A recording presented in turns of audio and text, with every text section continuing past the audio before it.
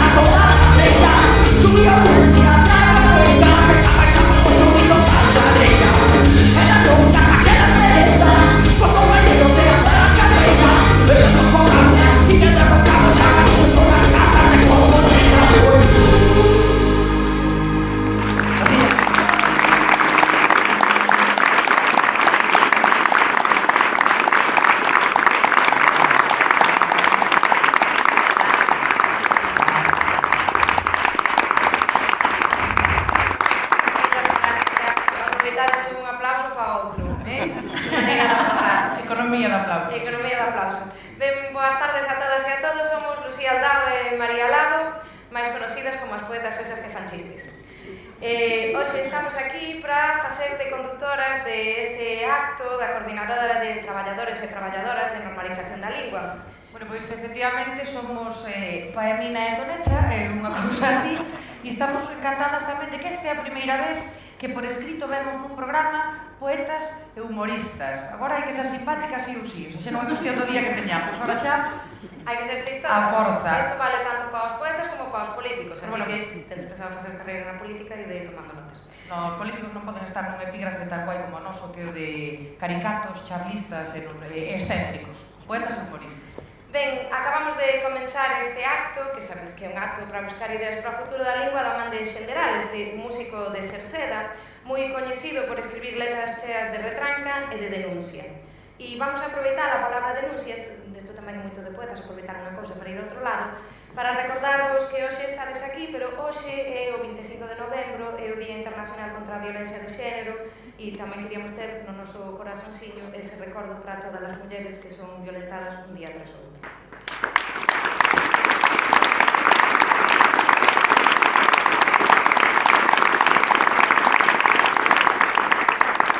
Seguimos falándovos de Xenderal, un home que se Pascual Veiga levantara a cabeza estaría en primeira fila de concerto escoitando a súa versión beatbox do himno galego. Pondar mellor que na Levante. Ai, Jesús. Oi, que ha caído esta arcada. Como normal, que botades así ruidiños mentras os sacan dos artistas ou escaposillo auténtico.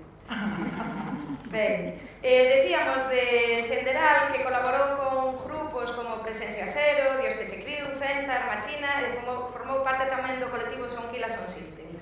Con el damos a vendida a esta xuntanza de mentes poderosas, que diría Xurxo Sousa, se estuvera presentando el en vez de eu, que ten como objetivo aportar ideas para mellorar o prestixio da nosa lingua e facer que teña esas 1000 primaveras máis que ben merece. Ideas e reflexións que hoxe se vos van servir nun menú degustación de 15 minutos cada poñente. A estas fendas que temos aquí no escenario, aos 15 minutos salemos unhas coitelas para arriba e non hai divulgador científico nin artista que se lle resista. Ben, porque pensamos, e isto tamén o pensan desde a coordinadora, que unha xornada de reflexión sobre a lingua non ten por que ser un aburrimento manifesto, para eso están as carreiras. Os presentes non teñen que vir aquí a adormecer, para eso están as camas. Ademais, a estas alturas da película do Jalego xa todos nos decatamos de que o humor é a ferramenta máis útil, necesaria, e ademais é unha ferramenta excelente para a recuperación da nosa lingua. Humor e amor, que son as mellores armas que a cultura e a lingua e a vida, para que enganarnos, temos para enfrontarse aos tempos que corren. Así que, sen máis voltas, imos deixarvos con Xosé Lois Vilar, para os que as que vivades no sur non precisa presentación, pero para o resto debedes saber que Xosé Lois é un orgulloso vendedor de froita e un apaixonado da lingua e do patrimonio. Xosé Lois é arqueólogo, historiador, é experto en toponimia, é experto na lingua dos cavaqueiros, é etnógrafo, é un infatigable animador cultural no Valmiñor. Pescuda petróglifos e pescuda tamén testemunhos orais e documentais sobre naufraxos, sobre memoria histórica, recolle toponimia, talasonimia, escribe libros, imparte conferencias, realiza exposicións, fai visitas guiadas, arqueolóxicas e toponímicas e aínda lle queda tempo para facer a declaración trimestral. Pois recibamos un caloroso aplauso a Xosé Lois Vilar.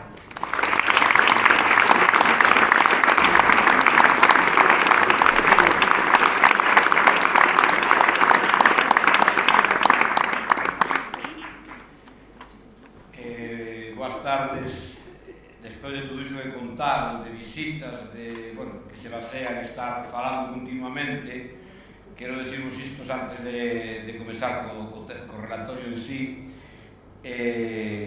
a xeito de limiar un libro, facer unhas advertencias, que hai un par de meses tive unha operación grave, no sentido de unha operación de peso, que foi estar 5 horas coa boca aberta para que me tiraran 14 dentes de arriba e 2 de abaixo, e non puiden falar durante 5 horas.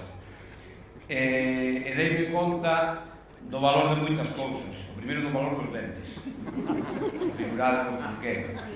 E do segundo do valor da lingua, porque o día seguinte coseron a toda a parte de arriba e o día seguinte van e poñense esta prótese que teño agora, que resulta que ten a base é tan ancha que por os que son de filólogos entendedes de fonética non me deixa pronunciar ben as palabras que levan ese, como da barba, parece que teño un filete na boca, non me inhabilita para falar rápido, ni para transmitir conceptos, ni para nada disso, pero quero que saibades que teño un defecto de edición, pero é por culpa ata o mes de febreiro nada máis.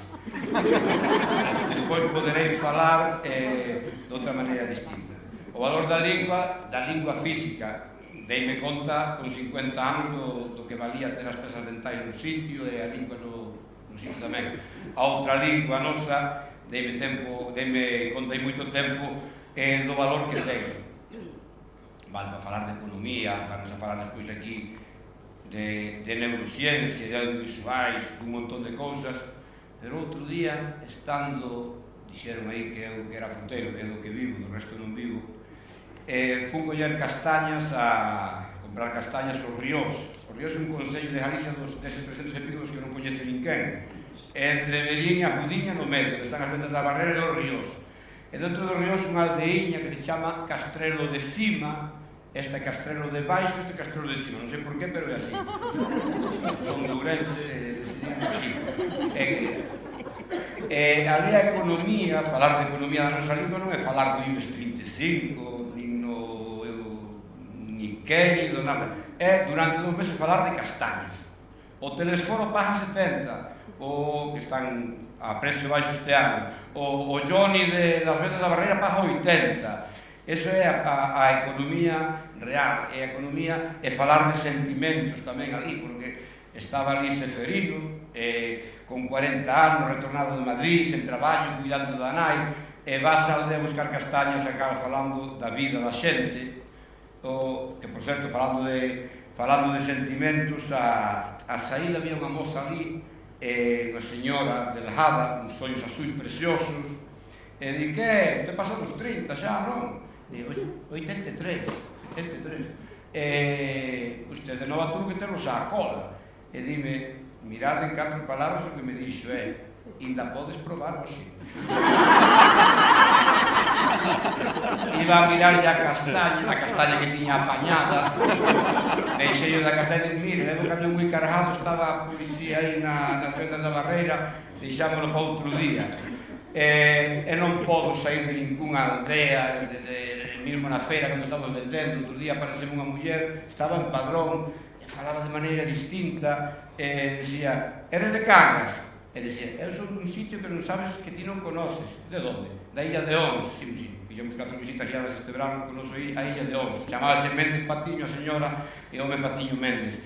E ao salir da aldea preguntei, as castañas de Sopo son do Souto das Corquiseiras, son da Fonte do Abrollo, son do Cabanca dos Infernos, e de talasonimia e de toponimia quería falar hoxe brevemente.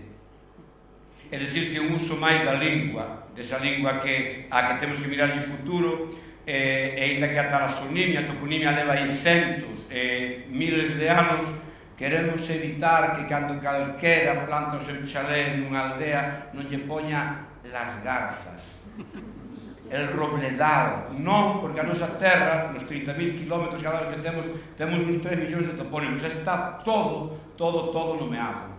Eu que son de Bayona, que son de Porto de Mar, vou falar especificamente, no que me dea tempo, dos nomes do mar. Está todo nomeado. Un neno, unha nena que nacía nunha aldea do interior de Galicia ou que nacía nunha aldea mariñeira, da mesma maneira que aprendía varios centos de palabras da súa lingua materna, que sempre foi o galego, para poder moverse polo mundo, para poder falar cos irmáns, para poder falar co sogro, para poder falar co porco, non nos poño xuntos para falar con animais e con persoas, tiña que aprender un vocabulario para relacionarse. E da mesma maneira tiña que aprender centos de topónimos, son computadores humanos. Albino 30 de Torroña deu 792 topónimos, e seguro que lle esqueceu algún. Unha persoa que domina perfectamente os Montes da Groba na aldea onde naceu ali en Oia, na parroquia de Burgueira. Por que? Porque a toponimia, a función primordial que ten, é a de ser un GPS. Non o inventaron os americanos, nin xaponeses, nin alemáns. Aquí, en todas partes do mundo, para poder relacionarte e figurarnos que Albino 30 lle di o fillo máis vello: neno, vai de diante co carro das vacas que lle di, vai á Serra da Groba. Serra da Groba ten 100 e pico de kilómetros cuadrados, ten que decir un punto concreto. Pois se lle di a Meniña das Chans, os GPS fallarán porque están dislocados uns metros. Vai a Meniña das Chans, que é unha miniña, que é unha mina, que é unha mama que hai ali nos cortelliños a 500 e pico metros de altura. Vai ali clavado. Outro día, estaba un amigo meu que está aquí presente, Xilberte, estaba no monte, estaba na Serra da Groba, prospectando, a ver se aparecía algún petrolífero novo máis, e apareceu a aparecer. Mire, ¿no vio por aquí usted unha vaca muerta? Home, a pregunta xa, unha vaca morta, dixeron o sitio, en la Sierra de la Groba. Home, ten 100 e pico kilómetros cuadrados, que sei. Non dixeron o sitio, contestou, ben, fíese por olfato, claro, era máis ou menos. Está todo nomeado, porque ten esa función de GPS, de localizador. Non é aprender unha poesía ni unha listaxe de memoria, é a relación da palabra co espazo. E a palabra, os topónimos, sempre, cando se lle puxeron hai 50, 100 ou 4.000 anos ou 5.000 como os temos, era unha palabra da lingua normal e corriente. Que pasa? Que se volven escuros co tempo. Ninguén sabe hoxe, a non ser Gonzalo Navasa, que é filólogo, que significa nin Vigo, nin Lugo, nin A Coruña, nin Bayona, nin Irán. Significar nin Gondomar. Significaron algo cando se lle puxo. Pasa que todo pasa, nada queda, e perdemos o significado. É máis complexo por ser un medio hostil, sobre todo cando hai galernas. Olvidarnos, escribía termos, non se chaman cicloxéneses, toda a vida se chamaron galernas. Cando viñen eses ventos do sudoeste que rompían con todo, en Bayona cruzaba o mar da Cuncheira para a Ribeira, sempre foron galernas, e galernas era sinónimo de fame, eran meses sin ir, sin poder ir pescar, e soubo sempre na nosa costa, e chamámoslle talasonimia aos nomes do mar, pero a que nomes do mar?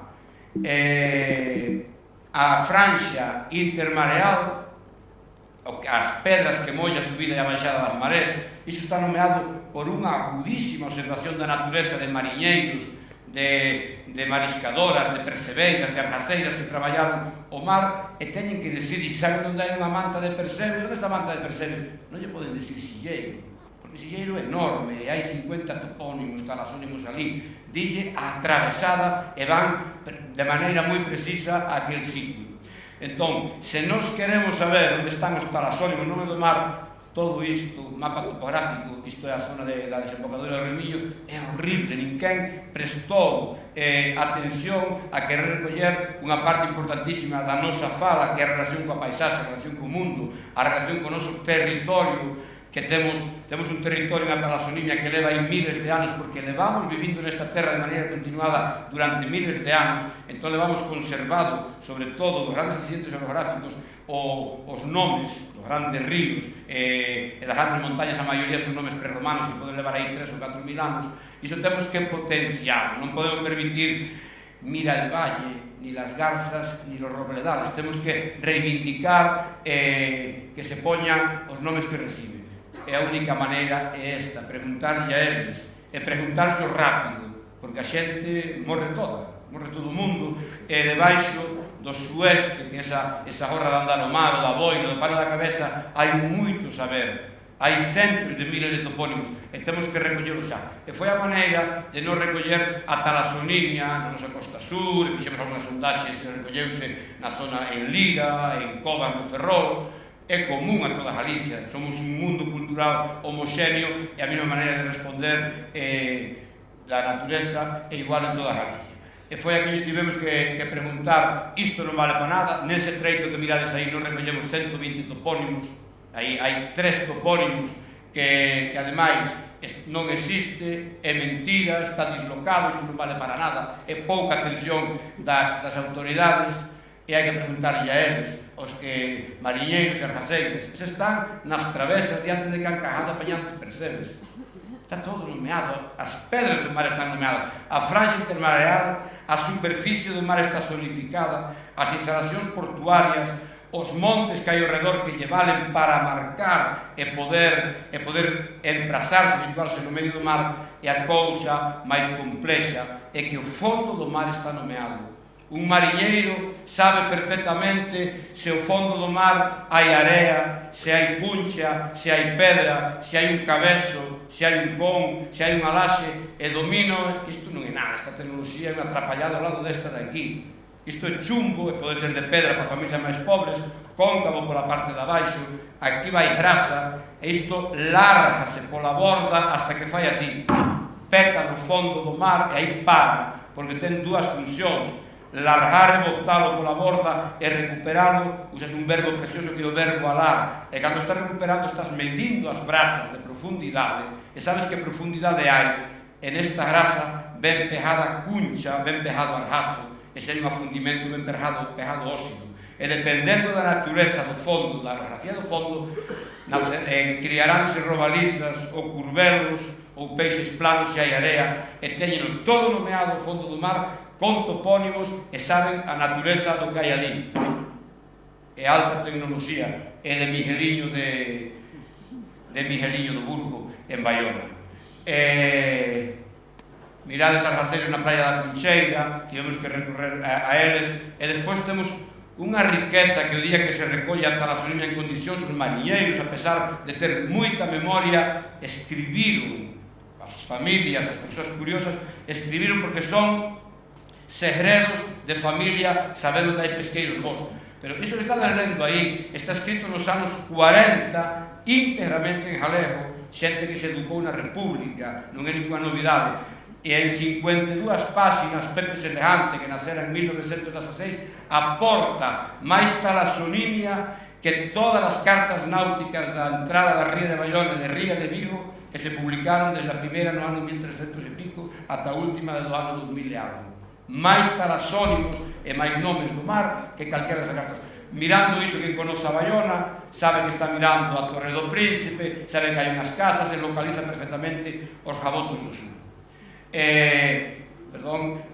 Temos tamén de outro home que se chama Maginó, que nos pasou, iso unha delicia, con mala letra, foi a escola que puido, empezou a ir ao mar, aos 8 ou 9 anos, tiñan unha necesidade xenética de meterse na embarcación dos pais, dos avós, para ir ao mar, e son outras 40 páxinas preciosas. Chámase Maginó porque acomodaba moi ben as hachas de leña como a liña Maginó da Guerra Mundial. Quedoulle Maginó, bueno, iso é, non entramos no mundo dos alcuños, que é outro mundo aparte. Mirade, iso que está aí é Cabo Silleiro, é un mapa mudo, é unha foto muda, a recollida, e da que a fixemos nós fomos a cadea de transmisión deses homens que estaban nas embarcacións. O resultado é este, e así toda a costa do país, se hai un bo recolledor e se hai un bo informante. Poderíamos comentar un por un, só vos comento un rapidísimamente. Este que está aquí, o Cunichán, non hai filólogo, e da que se chama Antón Santamarina de Gonzalo Navasa, que saiba o que significa iso. Hai que preguntarlle ao mariñeiro de Baiona, porque o 1 de abril do ano 1906 afundiuse un barco aí que se chamaba Collingham, e a traducción simultánea ao galego Cunichán, que é bastante parecido.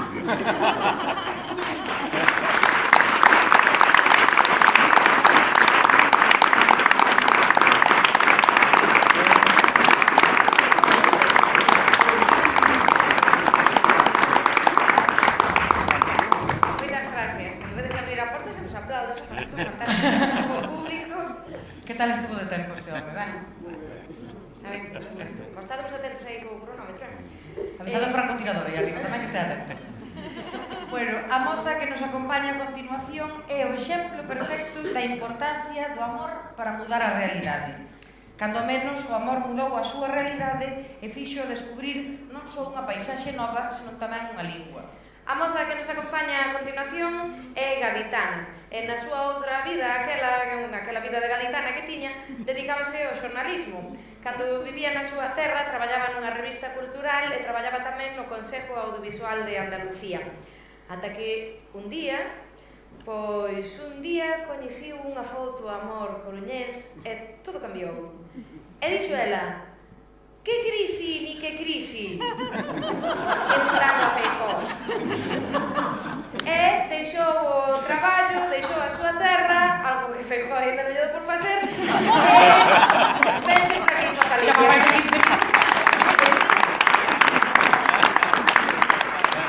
Bueno, na Coruña, ela fixo donde fueres, fai algo bastante máis intelixente que lo que vieres. Non foi aprender galego e falalo. Na actualidade xestiona mercadotecnia en liña e comunicación na rede para distintas empresas. Leva só un ano entre nós, fala moi guai, véselle contenta e ela é Carmen Grimaldi. Un aplauso.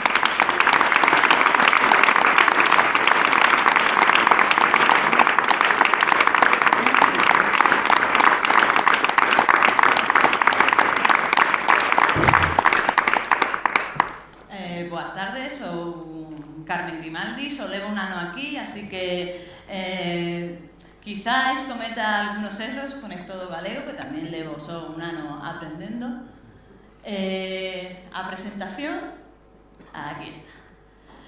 O meu Twitter é Carmen Grimaldi, se queredes facerme unha pregunta podéis utilizar o hashtag o galego é. A miña presentación chamase O galego é, o futuro da lingua galega está no presente, porque para mí o galego, vaya con o galego, que pasa?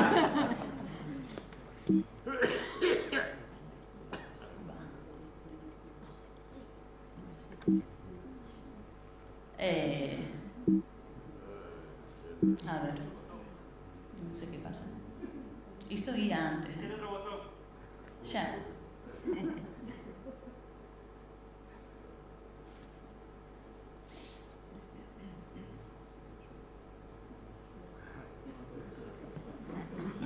Ben, ao revés. O futuro está no presente porque para mí nas cousas que están vivas, e o galego está vivo, gústame de falar en presente. O galego é e non necesita, ademais, de ninguna outra lingua para ser, porque o galego está presente. As frases que eu escoitei no meu primeiro ano a aprender galego non son moi motivadoras. Eu pidosvos que, por favor, as mensaxes que lanzades para a xente como a min que está a aprender sexan un pouco máis positivas, porque claro, tú chegas aquí, te pos aprender galego, as frases que escoitas son: o galego cada vez falase menos, o galego é unha invención, o galego está a desaparecer, os rapaces cada vez falan menos galego, e ti dis, pero, por favor, morra punto. Que digo eu, se o galego sobreviviu a centos de anos de estar case sen documentos escritos, como vai desaparecer agora o galego? O galego agora ten documentos de todos os xéneros, teatro, poesía, novela, hai escritores de abondo, non pode desaparecer agora o galego. Quizáis o que faga falta é que haxa máis lectores, pero isa é unha guerra que están a loitar todas as linguas nestes momentos. E aproveito esta ocasión que estou aquí para decir que leer é moi bo para as cabeciñas e que, por favor, lede en galego, lede en castelán, lede en portugués, lede en inglés, en chinés, en japonés, o que queirades, pero por favor, lede. Que é o máis importante que eu aprendí no meu primeiro ano? Pois que o galego, a lingua galega, forma parte tanto dos galegocalantes como dos galegofalantes. Que claro, cando eu entereime que había galegocalantes e galegofalantes, un pouco non sabía moi ben que significaba iso, non? Pero é a semente. A través da lingua galega podes entender tanto a uns como a outros. A mí o galego axúdame non só a entender o galego, senón tamén a entender os galegos. porque pensades dunha maneira, expresades de unha maneira por mor da lingua galega. E que non quera vexo. Bom, coa cuestión dos galego-calantes, os galego-falantes e todo iso, eu vin e dixen, vou aprender galego, pero claro, despois encontras sorpresas. A frase que máis pasa pola miña cabeza é estes galegos están todos. Teño que decir que o primeiro que eu li en galego fun nas historias de Asterix e Obelix.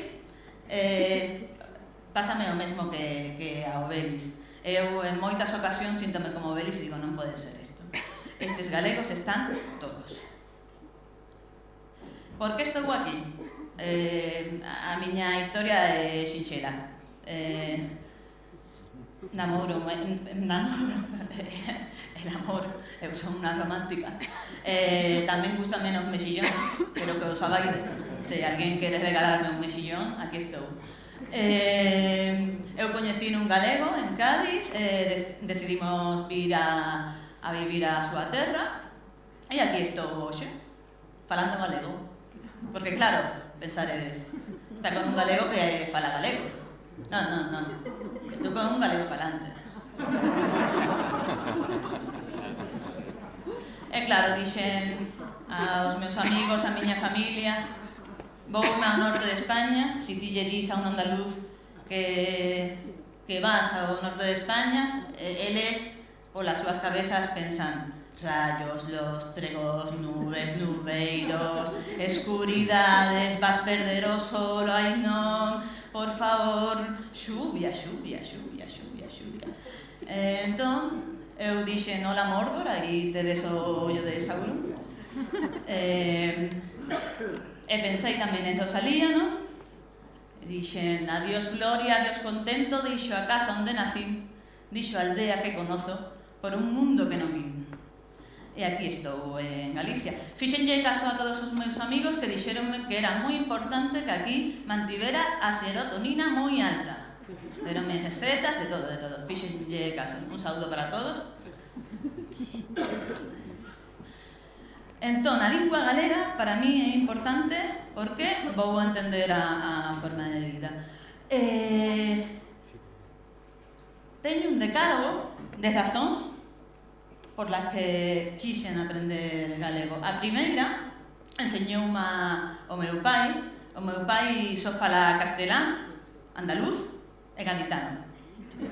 El sempre dice que eu son políglota. Cando ti lle preguntas que por qué, el sempre di que porque el se entende con todo o mundo. Eu aprendo galego porque quero entenderme con todos os galegos. Esa é a miña primeira razón para estudar galego. Se queres, podes. Esta frase é unha frase da miña nai que sempre mo di. Cando queres facer algo, tes que querer primeiro. Senón, que ires? Facer algo, non vas facerlo. Por iso quero dicir a xente, esa xente que dame a noraboa, Carmen, eses galegos que me din noraboa, Carmen, estamos moi orgullosos de ti porque estás a falar galego, aínda que uno non fale. Se queres, podes. Só tes que falalo.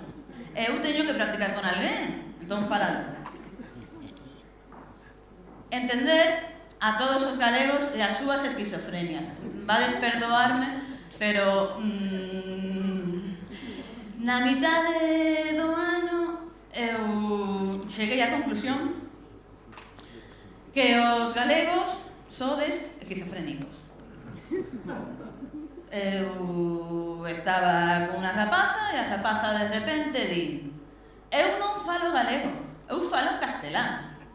Sabedes eses xogos coas cores que escribes amarillo e o amarillo está en verde e o cerebro fai pois é o movimento que fixo a miña cabeza, non? Eu non vou dicirle a esta señora que está a falar galego, non podo dicirle que está a falar galego, non vou revelarle o segredo, señora, estás a falar galego. Pero vos, se ti dis que falas castelán, eu non vou dicir nada. E non era retranca, claro, porque podedes dicir, no, que estaba coas retrancas, que non entendes a retranca, non era retranca, porque acto seguido a señora intentou convencerme de que eu non ia entender a seguinte frase: quero un café con leite e un zume de ananás con unha cana. Claro, isto teño que dicirlo en castelano. Eu a modiño intentei dicirlle: sí que sé, quiero un café con leche y un zumo de piña. No sabes, que sí que sé, quiero un café con leche y un zumo de piña. Que no sabes, que sí que sé, quiero un café con leche y un zumo de piña con una caña, con una tajita o con un sorbete. Entón, claro, le dixen: pero cal é o problema aquí? É que eu non digo ananás, iso é unha invención. Claro, quedei pensando, dixen ananás, quedei dramatizada. Esa é a realidade, non? Ananás, etimolóxicamente, ven de ananás comosus. Ananás parécese na forma a piña, que ven de pinus, pinae o froito, piña. E piña e ananás son sinónimos. En castelán, non? Pero en galego sí. Usa a palabra que queiras, pero non pongas peros. Entendiche que era un zumo de piña. Queres dicir piña? Piña, veña. Entón eu fixen eu preguntei o significado da frase a todos os meus amigos e coñecidos de Andalucía que non a escoitaran galego na súa vida, non? A mellor resposta de toda fona de Jaime Nería, que me dixo: piña? Anana é piña de toda a vida? Que pasa, que allí la gente non va al líder?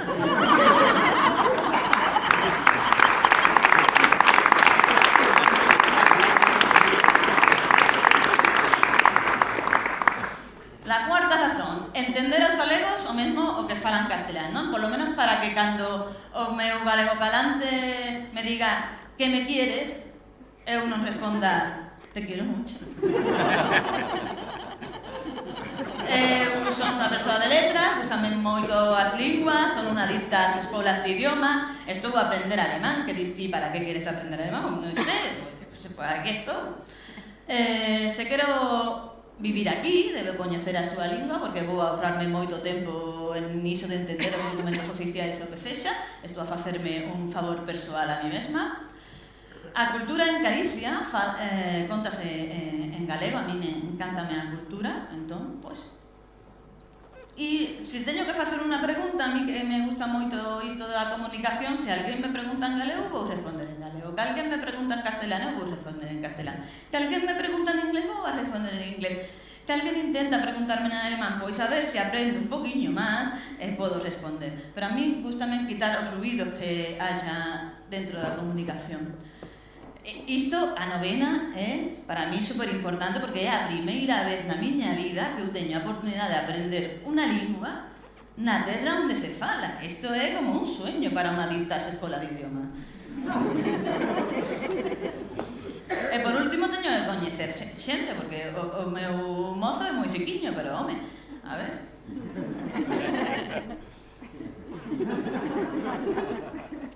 Eu son unha alofalante e teño poderes.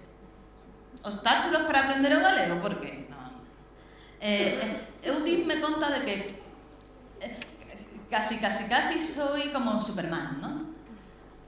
Pero dime conta moi tarde que é o que verdadeiramente salva a los alofalantes como a min. Eu debo ao término alofalante, porque eu vengo do máis aló, a Tono Formoso que está por ali, porque eu dixenlle: a ver, Tono, se eu non son unha neofalante, porque os neofalantes son os galegos que comenzan a falar galego de novo, que son eu. Pois sí, soy unha alofalante. Claro, que me pasou?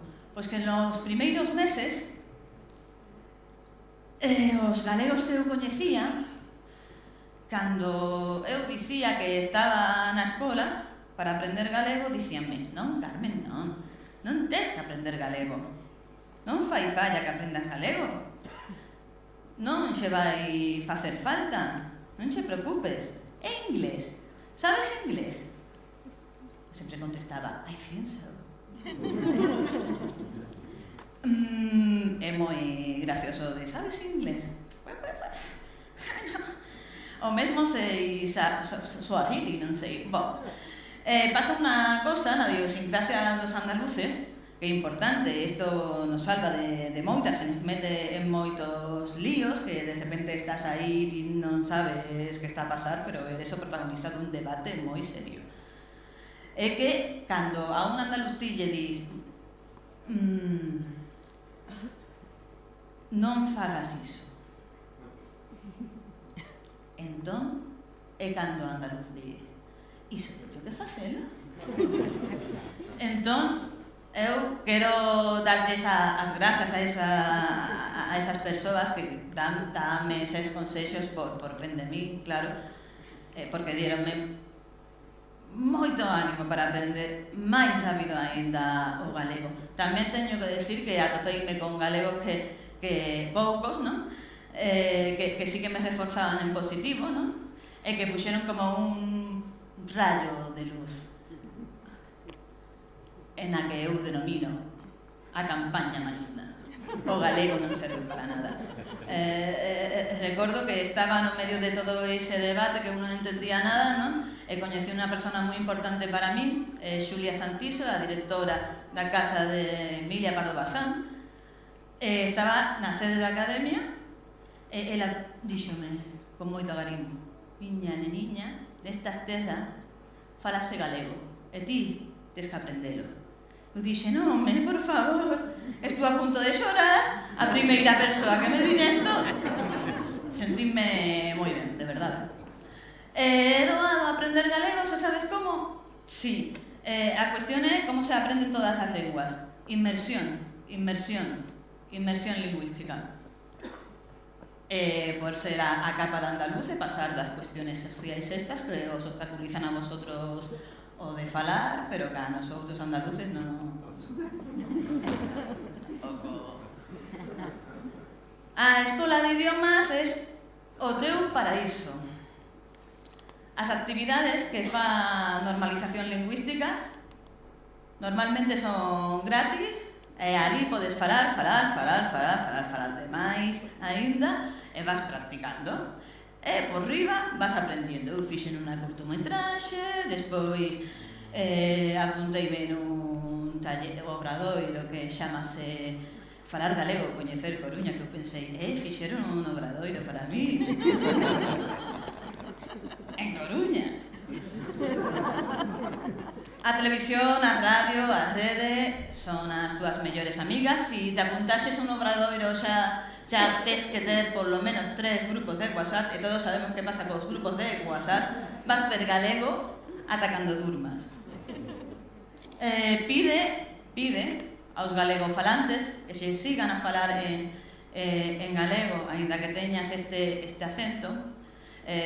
Quero darlle daqui as gracias a Begoña, que tivo que aturarme durante os primeiros meses falando unha sorte de galego andaluz mesturado con italiano e outras cosas diversas, porque eu cando non sei unha palabra inventona, é unha cuestión de Cádiz.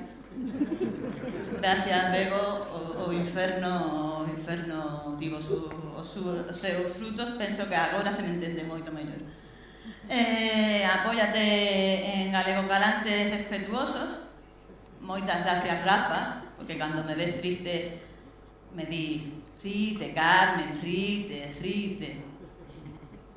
E fala, aínda que fales demais, porque malo será, non?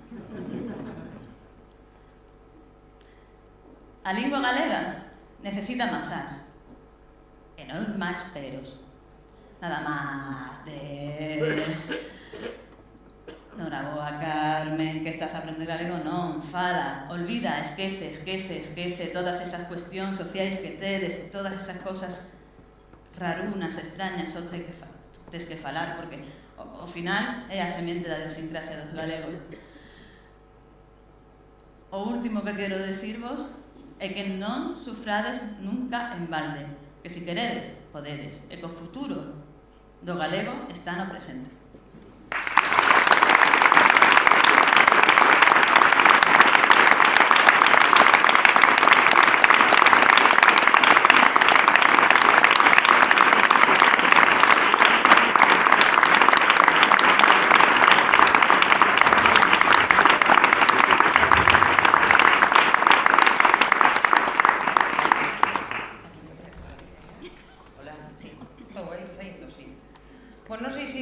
acordades, dai uns anos ali que había unha xente que sostiña que en Galicia estábamos todos e todas obrigadísimas a falar en galego. Sí, isto é unha época cando eu fui vivir pa Vigo, son da Costa da Morte, e a sorte ou a desgracia levoume a vivir pa Vigo, e era aquela época na que había un grupúsculo de xente que defendía que aquí en Galicia, en contra do que acaba de contar a nosa convidada anterior, todos estabades obligados a falar gallego. Eran os tempos do bipartito, acordades, pues, aqueles 15 días que houve, que non... E naqueles 15 días en concreto chamaba o presidente todos os días a todas as horas á casa dos gallegos para preguntar se estaban falando gallego ou estaban falando esa... ou non. Entonces, claro, había... me que cortar, non? Por respeto ás lenguas e todo. Bueno. Entonces, había aquela realidade, nós pensábamos, dicíamos nós, joder, será verdad? Será que nós non nos vivimos porque xa falamos o gallego de natural, non? Pero será verdad que hai xente en Galicia que non pode falar español en libertad? Será verdad que o gallego é unha lingua A que está dominando o español que é unha lingua B? E dixemos nós, pois igual unha realidade paralela, non? Hai unha realidade paralela na que eu acabei a carreira e igual tamén hai unha realidade paralela na que o gallego é unha lingua A. Entón dixemos nós, pois que lástima, porque se existe eso, inda que sexa nunha realidade paralela, se existe eso, é unha lástima que esta xente non poda expresarse abertamente e vamos a romper aquí unha lanza a prol da liberdade lingüística deses pobres falantes de castelán que ademais atopan todo tipo de atrancos na súa vida diaria como castelán falantes, como que... Era unha humillación ir ao médico, chegar falando de castelán e que o médico te tratase como unha paleta de Castilla. Era moi triste ir a un abogado, chegar falando de castelán e que os abogados falasen ese gallego tan intrincado dos abogados, non? Cheo de intelectuais, e de seseo, e de geada, e de terminación sen ois, e cousas moi raras. Entón, dixemos nós, pobre xente, non? Esta xente dá unha lástima que nin Dios. Entón, vamos intentar pois, que sexan un pouco máis felices. Normalmente, eses, ademais, tiñan así a súa agrupación, que se chamaba Galicia Bilingüe, que a nos sempre nos gusta abreviar como GZB. Aquela xente, pobriña, aquela xente, ademais, era xente que non é que non entendese en gallego. Era xente que lo entiende, pero non lo habla. No, entón dixemos... Como os cans.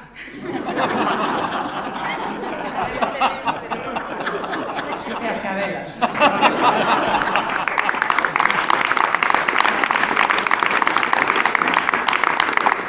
Está claro que era para castelán que o chiste é dele. Aí está. As cadelas é actualizado, porque estamos... Sí. Ben, entón decidimos facer un clásico da literatura gallega traducido para o castelán, a toda esa xente que lo entiende, pero non lo habla. Para que poidan tamén, e para toda esa xente que está obligada a falar gallego, e joder, é moi difícil. Moi difícil. É moi difícil de aprender. O sea, esta tía Carmen, porque é unha tía moi lista. Especialmente lista. Traballaba nunha cousa da xunta alta lá, ben se lle ve que é unha tía lista. Pero o resto así da xente da pé é moi complicado. Joder, o gallego anda seguido cambiando nel. E aí está Ferrín que aguantou 15 días al año, na academia. Porque aquelo era... Chegas un día e estou unha silla, chegas o seguinte, unha cadeira, así. E dixo, Ferrín, home, que por tempo, logo que me costa 70 euros vir desde Vigo.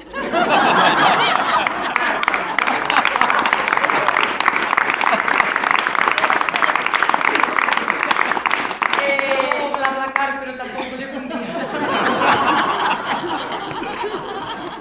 Entonces nada, fixemos este bonito poema. Hola, Ferrín en BlaBlaCar, espera que estou aí. Ferrín perdería moitos BlaBlaCars con o rollo de gallego. Sí, tiña que pasarse a móviles despois. Ben, entonces vamos a facer este poema que é un poema clásico de defensa da lingua, é o lingua proletaria do meu povo, de Celso Emilio, tamén chamado Deitado fronte ao mar.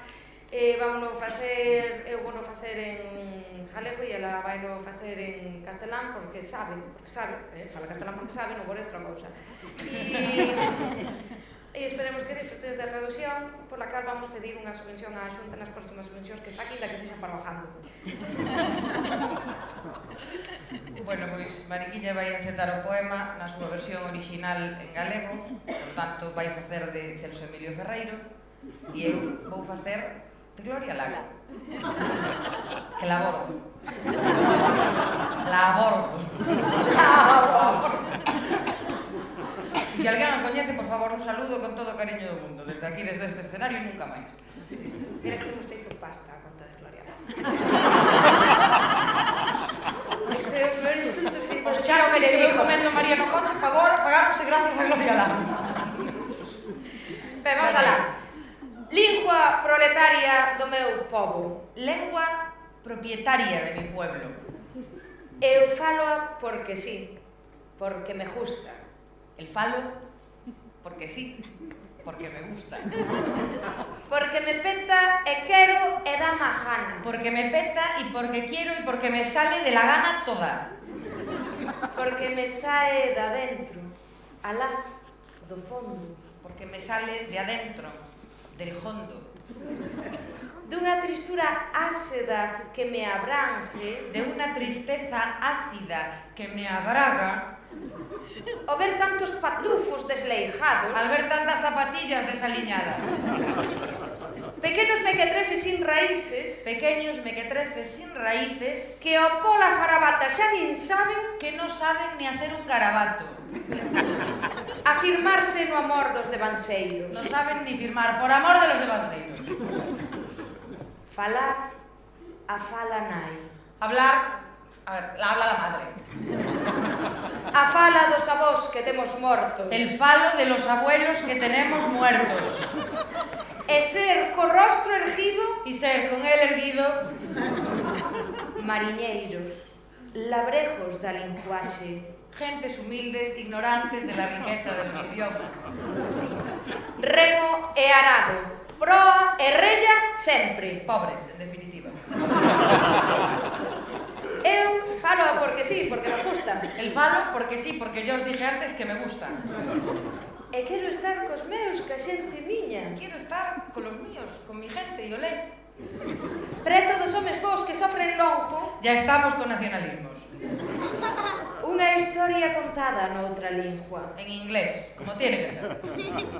Non falo para os soberbios, Un falo para los serbios. non falo para os ruís e poderosos, Un falo para los ruines y poderosos. non falo para os valeiros, Un falo hasta los veleros. non falo para os finchados, Un falo de los hinchados. non falo para os estúpidos, No hay falo estúpido. que falo para os que aguantan rexamente Eso, un falo de los que aguantan. mentiras e injustizas da cotío. Da cotío, horas y horas. Para os que sudan e choran, Y sudan, y lloran, y escupen. un pranto cotiá de volvoretas, Un plato del día de volteretas. de lume e vento sobre os ollos nus. De fuego y viento sobre los ojos desnudos. Eu non podo arredar as miñas verbas Yo no puedo arrendar mis deudas. de todos os que sofren neste mundo. De todos los que sufren en este mundo. E ti vives no mundo, terra miña. Tú vives en el mundo, Carriña. Verse da miña estirpe, Comunidad Autónoma de Galicia. Galicia, Bilingüe. do semáforo das Españas, 12 penes de las Españas. deitado fronte ao mar, ese camiño. Acostada al pie de la catedral, menos mal que nos queda Portugal.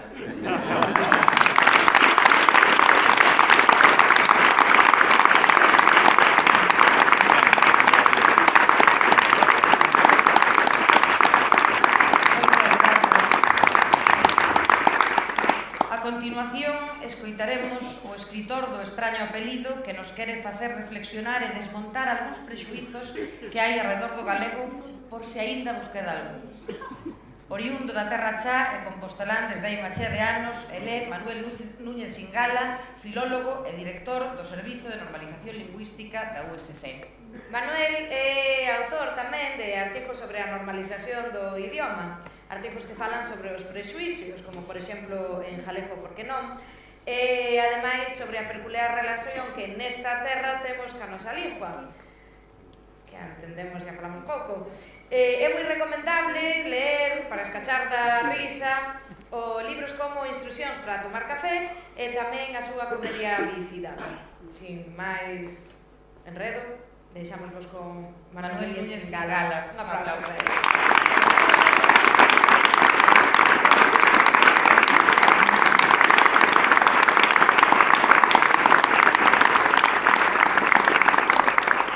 Boas tardes. A min correspóndeme falar un pouquiño sobre prexuizos. Un prexuizo, mirade, é un pensamento contaminado, é un pensamento en mal estado. E existen moitísimos prexuizos. Hoxe temos moi pouco tempo, de maneira que faremos unha pequena reflexión sobre un único pensamento errado. Adiantamos que vou falar para vos, pero eu vou estar pensando noutra xente que probablemente teña un compromiso co galego un pouco máis febre e mellor do que tedes vos, non? Permitidme que para empezar vos faga unha pregunta. Gusta vos viaxar? Non se ve nada. Gusta vos viaxar? Sí, vexo que sí, normalmente a todos nos gusta. Unha segunda pregunta. Imaginadvos que vos ofrecen unha viaxe a París e unha viaxe a Nova York. Vos que faríades? Segue sin oírse nada. Nova York. París. Bueno, vamos a organizar un poquinho. Por favor, levantade a man aqueles que decidides ir a París. Moi ben. Agora, por favor, levantade a man os que optaríades por Nova York. Moi ben, moitas gracias. Agora, por favor, levantade a man os que pensastes algún outro tipo de resposta. Unha persoa, un neno. Moi ben. Ahora volveremos sobre isto e desentender o porqué das miñas preguntas. Mirade, temos a sorte de que vivimos nun sitio onde existen dúas linguas oficiais. Isto é importante. É importante porque con moi pequeno esforzo podemos chegar a ser competentes, absolutamente competentes en dous idiomas. Isto é unha vantaxe, indubidablemente. E tamén froito dos nosos días. As cousas antes non eran así. Isto é algo que conseguimos, que nos gañamos. Eu xa teño uns cantos anos, eu fui unha escola na época de Franco, e eu lembro perfectamente como algúns profesores, máis de un, lle pegaban aos nenos por falar galego.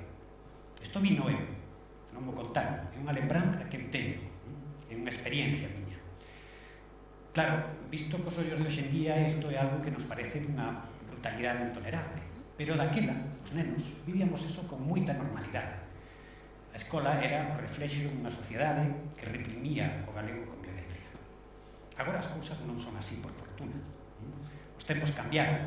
Temos unhas leis, a Constitución, o Estatuto, a Lei de Normalización Lingüística, que amparan determinados dereitos. Hoxe en día ningún galego pode ser violentado por escoller, falar ou usar oralmente ou por escrito a lingua oficial da súa preferencia. É dicir, as linguas oficializan unha opción. E iso está ben, ten que ser así, temos que ter esa liberdade e é importante que exista. E sobre opcións, sobre escollas, é sobre o que eu quería reflexionar hoxe. Cando falo con menos pequenos, fagolles unha pregunta moi parecida que vos fixen hai un momento. Que lles pregunto, gustan vos os xeados? Normalmente, a resposta é un sí abrumador. Os nenos son moito máis espontáneos que os maiores. Entón, digolles, imaginademos que vos ofrecen un xeado de chocolate e un xeado de vainilla. Vos que faríades? Non teño que facer que non se oe. Enseguida monto un rebullo de chocolate, chocolate, vainilla, vainilla. Teño que decir que iso é gañar o chocolate. Pero hai dous bandos. Cando falo con adultos cambio un pouquinho a tentación. E digolles, imaginade que vos ofrecen unha viaxe a París e unha viaxe a Nova York. Vos que faríades? E eu sei sempre, de antemán, cal vai ser a vosa resposta. E vos diredes, é imposible, porque uns escollimos unha cousa e outros outra. Non, eu o que sei é que ides escoller. E fixadevos que escoller non era necesario, por iso está imposta a pregunta. Hai un é no que normalmente non reparamos. Chocolate e vainilla. París e Nova York. Galego e castelán. É pouco intelixente escoller, quedarnos con 50% cando podemos obter 100%. E eu penso que os galegos, como pobo, estamos cometendo unha grave equivocación. estamos quedándonos ao cometade cando nos podíamos quedar con todo. Vou vos contar unha historia que me gusta moito e na que acostumbro pensar cando teño que escoller, ou cando supostamente teño que escoller. É unha historia moi interesante que di que se soe contar en un proceso de selección de personal. Neste caso era unha multinacional que buscaba cubrir o posto de un director de marketing dunha empresa. Era un posto de traballo moi ben remunerado, de maneira que se presentaron moitísimas persoas. Fixeron un proceso selectivo bastante longo e case ao final quedabaranlle solamente 4 candidatos. De maneira que o tribunal, para decidir a cal deses 4 candidatos lle daba o posto de traballo, decidiu someterlos o que se soe chamar un suposto práctico. Citáronos nun sitio, sentáronos nunha mesa e dixeronlle a eses 4 candidatos: imos vos contar unha historia e vos idesnos contar a vosa reacción. Idesnos decir que faríades. En función do que vos nos contedes, nos elixiremos cal vai ser o futuro director de marketing desta empresa. E a historia que lle contaron foi a seguinte: imaginadevos que saídes do vosso traballo e regresades a casa. Regresades a casa conducindo o voso descapotable. Isto é importante porque os descapotables son coches que teñen 2 únicas prazas, a do conductor e a do acompañante. Ben, cando vides para casa conducindo o voso descapotable, pasades por unha parada de autobús e vedes que nese sitio hai 3 persoas que vos fan sinal de que vos deteñades. Parades e as 3 persoas vos piden o mesmo, que as levedes. A primeira das persoas é unha señora maior que necesita que a levedes urxentemente ao hospital porque se atopa mal. O segundo dos casos é o voso mellor amigo ou amiga que precisa que a levedes porque ten que amañar uns papéis. E o terceiro dos casos é un frechazo. É alguén a quen o velo caedes perdidamente enamorados. E non só eso, tamén vos dades conta, porque esas cousas se perciben, de que vos tamén lle gustades a él ou a ela. Esa é a historia que lle contaron a estas 4 persoas e dixeronlle: bueno, agora decidide. O primeiro dos candidatos foi moi directo. Dixo: a ver, eu levaría a señora maior. É o caso máis urxente, pode ser un caso de vida ou morte. Os outros poden esperar. Ben, cada candidato, en función do que escollía, deixaba ver partes da súa personalidade. Este primeiro candidato probablemente fose un xefe bondadoso, boa persoa, ao mellor non moi fiel á empresa, ao mellor non moi arriscado nos negocios. O segundo dos candidatos dixo: home, eu teño claro, moi mal mellor amigo sería se non lle fago caso ao meu amigo. Deses 3 é o único que coñezo, de maneira que lle debo amizade a él. Eu estaría sendo guiado polo meu mellor amigo. Este sería un candidato probablemente fiel á empresa, fiel aos ideais da empresa. O mellor non moi bondadoso, o mellor non moi emprendedor. O terceiro dos candidatos dixo: ben, cando se presenta unha oportunidade na vida hai que aproveitar, non se pode deixar pasar porque perderíamos. Eu teño moi claro que optaría polo amor da miña vida. Estou seguro de que vos, que me estades escoitando xa, tedes máis ou menos clara cal sería a vosa opción, non? O importante que saibades é que o posto de traballo deronllo o outro, o último, o cuarto candidato. O cuarto candidato foi o que deu a resposta máis intelixente. E deu unha resposta moi lóxica, pero que non é moi evidente. Dixo: a ver, eu o que faría sería deixarle as chaves do coche ao meu mellor amigo para que levase a señora maior ao hospital e mentras esperaba por eles quedaríame co amor da miña vida. E isto é importante, porque moitas veces, cando temos 2 opcións, 2 posibilidades, sentímonos obrigados a escoller, cando moitas veces a mellor opción é non optar, é non escoller. De todas maneiras, escollemos durante a vida, escollemos moitas veces. A vida está chea de decisións e o mellor queremos escoller. De feito, na sociedade galega, e algo que é bastante transparente nas enquisas e nos estudios sociolingüísticos, moi boa parte da poboación está escollendo só por unha destas linguas, neste caso é o castelán. Ben, se é así, tamén temos que saber que a nosa escolla ten consecuencias. Si a sociedade galega se empeña en optar só por unha desas linguas, como está facendo, o que ten que saber é que as linguas só sobreviven se se usan, se se empregan. Vamos a imaginar unha Galicia na que pasan moitos anos, unha Galicia improbable, pero desgraciadamente posible, na que a poboación opta só polo castelán. Temos que pensar que o galego probablemente sobreviviría durante moito tempo no ensino, na administración, no uso dos políticos, no mundo da cultura, pero pouco a pouco, se ninguén opta por ele, acabaría desaparecendo. Isto é algo que esperemos que non pase, pero que pode pasar. Vamos a imaginar ese escenario. E agora hai unha pregunta obrigada. Isto gustaríanos? Hai tres respostas. Unha resposta é sí, sí que nos gustaría. Outra é non nos gustaría. E outra sería a min tanto me ten. E estou seguro que hai xente que se pode abonar a calquera desas tres respostas. Pero tamén estou convencido de que a inmensa maioría dos galegos ese escenario non nos gustaría. Non é só un convencemento meu. Todos os estudos sobre actitudes, todas as enquisas de opinión dan ese resultado. Bueno, pois hai que saber que o futuro non existe. O futuro fragámoslo nós, co noso presente, co noso comportamento. A lingua, todas as linguas, son creacións moi frágiles, que viven únicamente na boca dos falantes. Se queremos que o galego siga existindo, temos que saber que depende exclusivamente de nós, de ti, de ti, de ti. De maneira que, cando te sintas obrigado a elixir, ou cando te obriguen a elixir, por favor, escolle non escoller. Moitas gracias.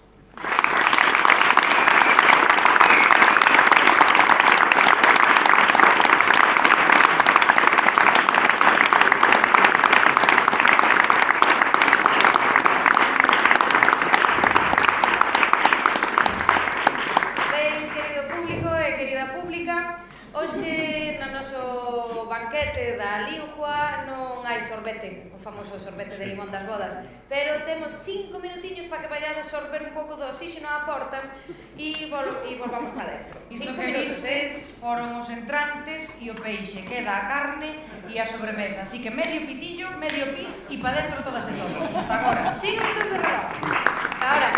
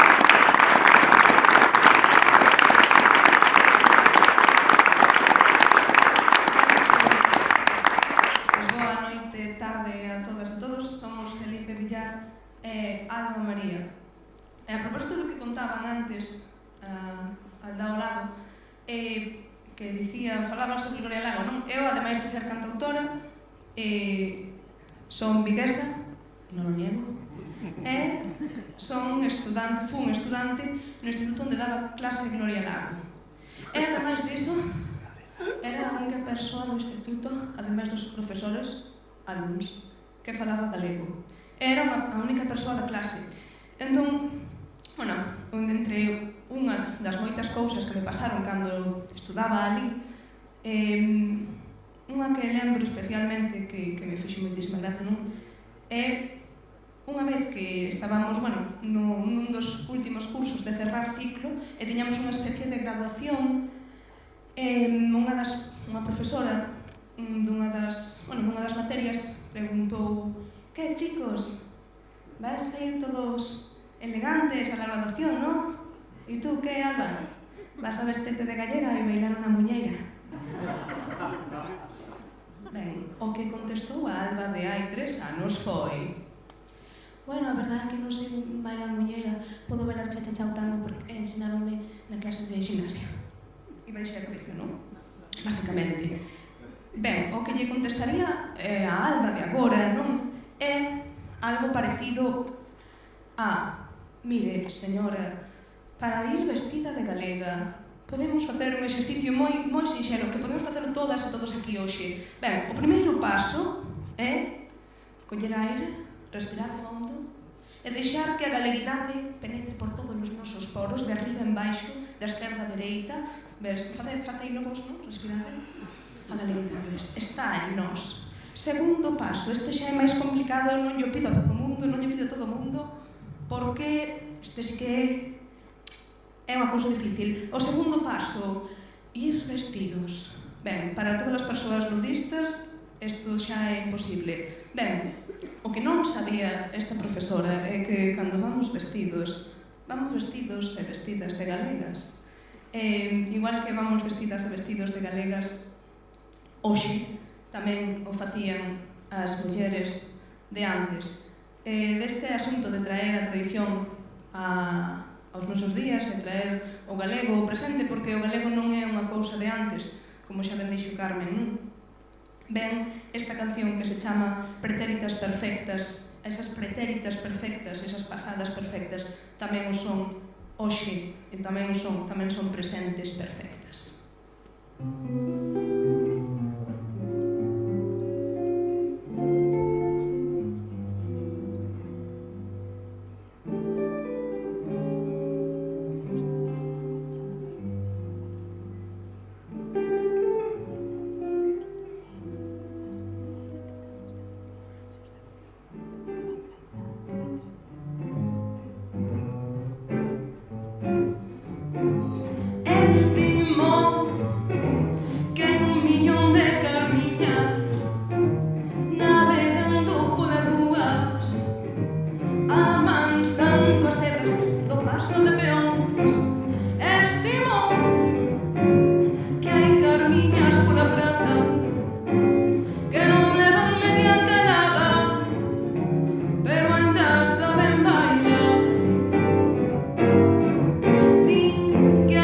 This is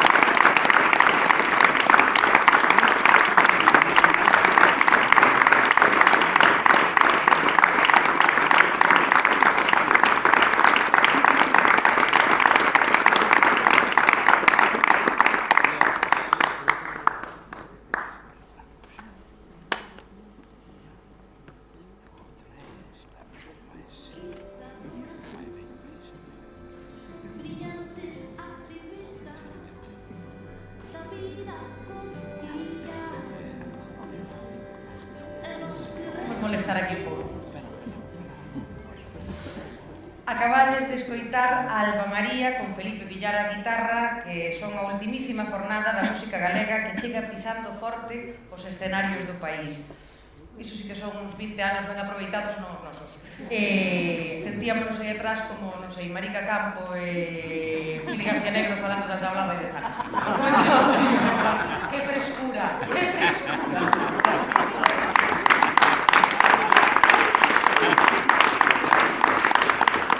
Despois da súa refrescante actuación non pode vir nada mellor que unha parrafada en voz experta sobre música en galego. Para esa parrafada temos hoxe con nós a unha muller tigre que sabe ver todo o que se cose no panorama patrio.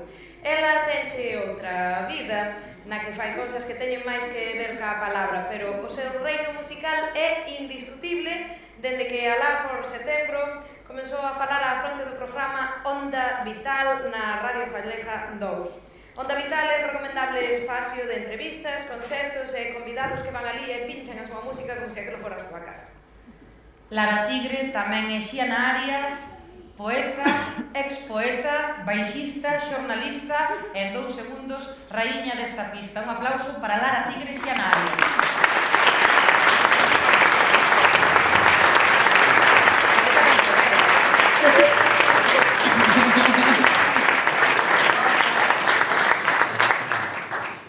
Declarada oficialmente expoeta, xa quedo moito máis tranquila. O que tal hai na música galega? Con este título me convidan hoxe aquí como DJ Lara Tigre, que é, como dicían elas, como presento un programa dende hai 2 meses na Radio Galega Música, no que soaron pois alrededor de 150 grupos, non? Nestes 2 meses, así que intentarei cumplir con ese convite cos 15 minutos asignados, porque, como sabedes, hai música en galego para moitos minutos máis.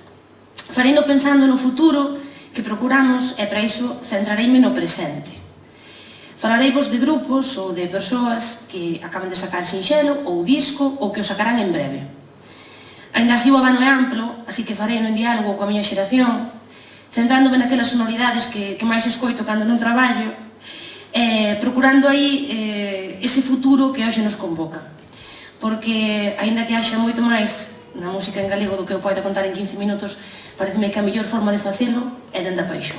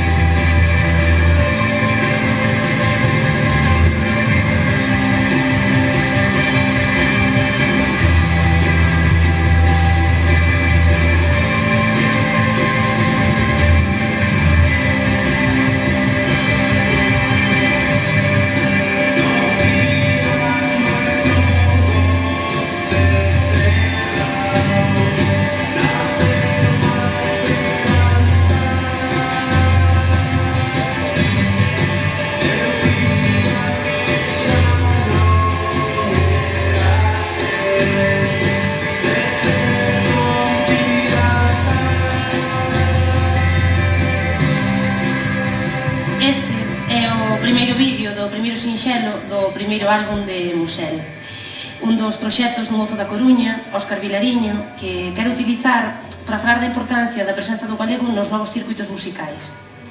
Óscar, a máis de Musel, ten agora en activo outro grupo que se chama A veces Ciclón e que comparte con Marcos Cunquera, dun grupo valenciano, Betunícer, e con Xavi Muñoz, que é un músico que acompaña a francesa Letita Xavier, que, bueno, tiña un grupo antes que era Estereolab, non?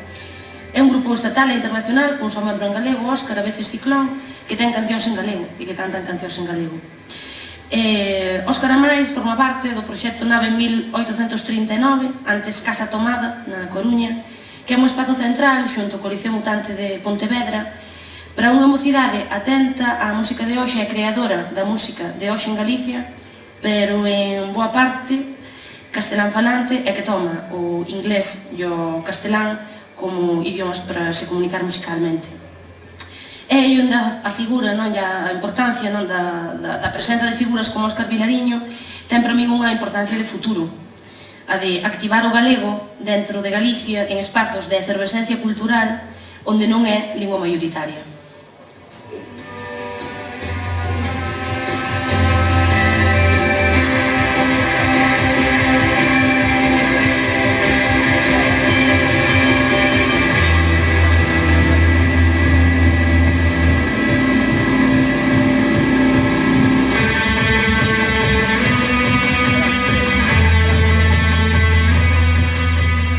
Está realizado por Prenón, que é o laboratorio de luz, que así lle chaman, outras dúas persoas que me parecen importantes tamén a ese nivel, que son Marc Catarina e Rubén Domínguez.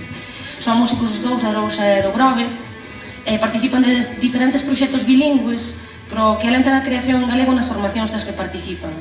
Por exemplo, o grupo de Carballo Chicharrón, que editará o seu vindeiro disco en galego. Tamén Pantis, que é a formación en solitario de Rubén Domínguez, que é quen fixo tamén a sintonía de Onda Vital, editará disco en galego nos vindeiros meses.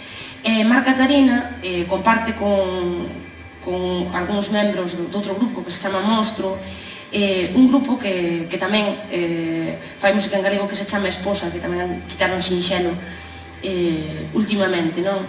Monstro, por exemplo, pertence ao selo Ourensán, agora que se chama Discos Porno, que tamén é maioritariamente non en galego, pero nese grupo sí comezan a utilizar o galego nas súas creacións. De Ourense tamén nos chegan boas noticias para o pop, que os amigos dos músicos, por exemplo, están a gravar disco. Estes días editou novo artefacto sonoro o músico de Kings, Melón e Emilio José. É un ensaio músico político, o de Emilio José, que co título de Agricultura Libre reúne nun disco triple en reintegrado unha serie de creacións que anduvo argallando na súa casa nos 3 últimos anos.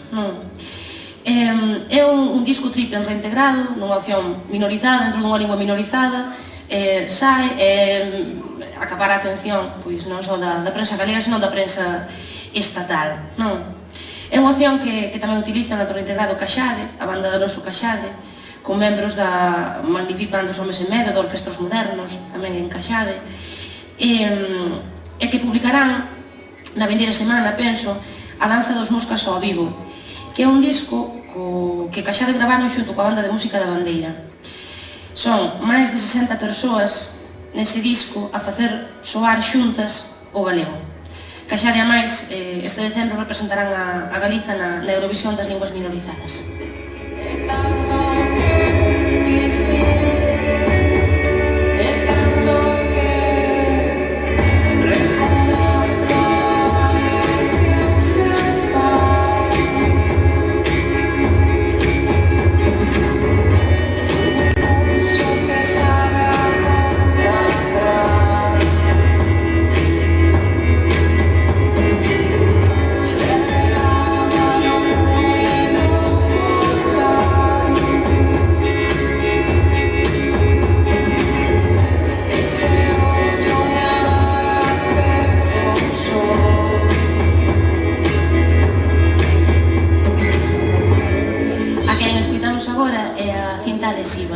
É un grupo que xorde nun Vigo no que hai voces tan novas como Alba María, ben, acabades de escoitar, non? No que tamén hai persoas a construir espazos para a creación en galego contemporánea. Por exemplo, o Algalab de Valadares ou o Club Charentón, onde escoitarmos as nosas presentadoras de hoxe al lado, e onde participa na creación esta voz de cinta adhesiva que é a cantante Silvia Penas, que con este proxecto leva a súa escrita persoal, digamos, á música, non?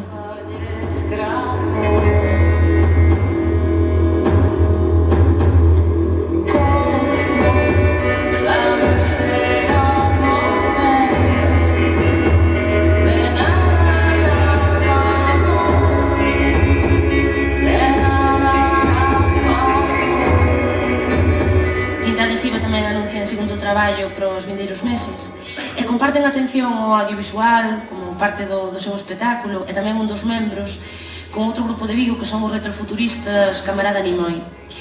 Os Camarada Nimoy veñen de publicar tamén segundo disco, Alucinacións acústicas. Nel podemos sabermos como soarían as desaparecidas dunas de Samil ou como soará un novo día en Vulcano, non? Pero é un grupo que fai música instrumental e aínda así non deixa dúbida da súa aposta polo galego.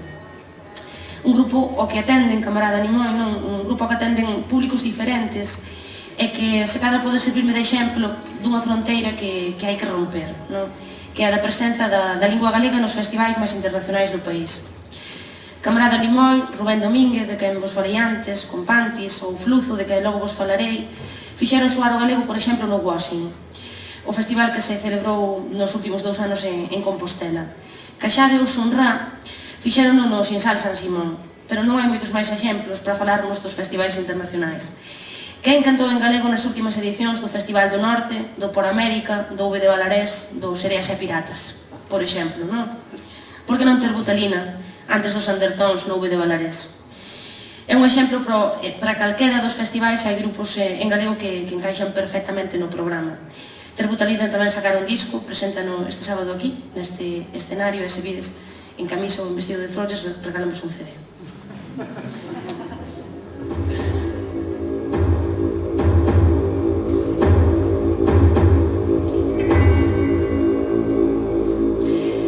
Volvemos aos festivais. Da outra banda, están os festivais, digamos, construídos dende o voluntarismo, o asociacionismo, dende a militancia, que apostan pola música en galego e que nesa medida utilizan a lingua como un xénero musical. Son os espazos que manteñen esa aposta polo galego todo o ano e polos que xiran boa parte dos grupos en galego e polo tanto que manteñen a eses grupos en boa medida. Pero vai a lingua, o xénero musical. Poden soportar todo estes festivais. Penso que, por exemplo, nun exemplo, que un grupo que foi moi do meu gusto, como a The Homens, parecía non encaixar en ningún dos dous circuitos. Ou boa parte do hip hop en galego, que circuito ten? Ou como pode dialogar entre sí, nalgún momento, non? Digamos. Creo que é importante apostar, como sexa, por esa presenza do galego nos festivais de masas do país. Senón, se cadra, a música pop ou rock en galego que compartamos, con isto quero dicir que non sexa común as galegas e galegos, galegofalantes ou non, por máis que poida seguir viva, é xa tamén memoria. Sexamos galegofalantes ou non, sabemos ten desde o Barro, dos Resentidos, da música do Xabarín Club, do Bravú, non? Pero agora, na última edición do Noroeste Pop Rock, na versión expandida por Prazas, na Coruña, o remate do concerto que os roqueiros de Sigüello Familia Camaño ofrecían no mesmo escenario que o grupo de Canaloas, coruñés que canta en inglés, ou que o asturiano Pablo and Destruction, a un dos membros da nova corporación local, un mozo dixolle: tío, que ben, non sabía que se podía facer isto en galego. Que en 2015 a un mozo lle pareza extraño, non? Ou lle sorprenda, non? Que se faga rock en galego é triste, non? Isto que escoitamos, Familia Camaño tamén sacarán disco nos vindeiros meses. E isto que escoitamos agora é Fluza.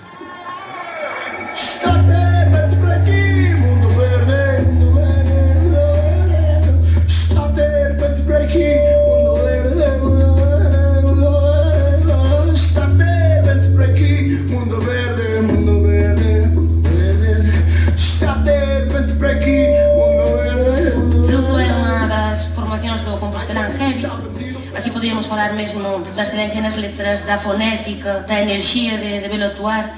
Citaba antes como unha das poucas voces que soou en galego no Washing, e para mí foi un orgullo escoitalo e poder dicir que o mellor ou un dos mellores concertos do Washing foi en galego, porque tamén estaban todos eses rapazada de grupos que cantan en inglés ou en castelán, que estaban flipando igual que a min, non? A outra formación do Heavy, Malandrómeda, sacará disco dobre tamén en breve, exixindo yo o selo co que traballa que calquera comunicación do grupo sexa en galego. Son apenas algunhas reflexións, algúns exemplos, hai moitos máis, un brinde polo futuro, con todos eles, con todas vos, e agardo que vos fagades unha pequena idea do que tal hai na música en galego, ainda que sexa pequena. Deixo-vos con Fluza.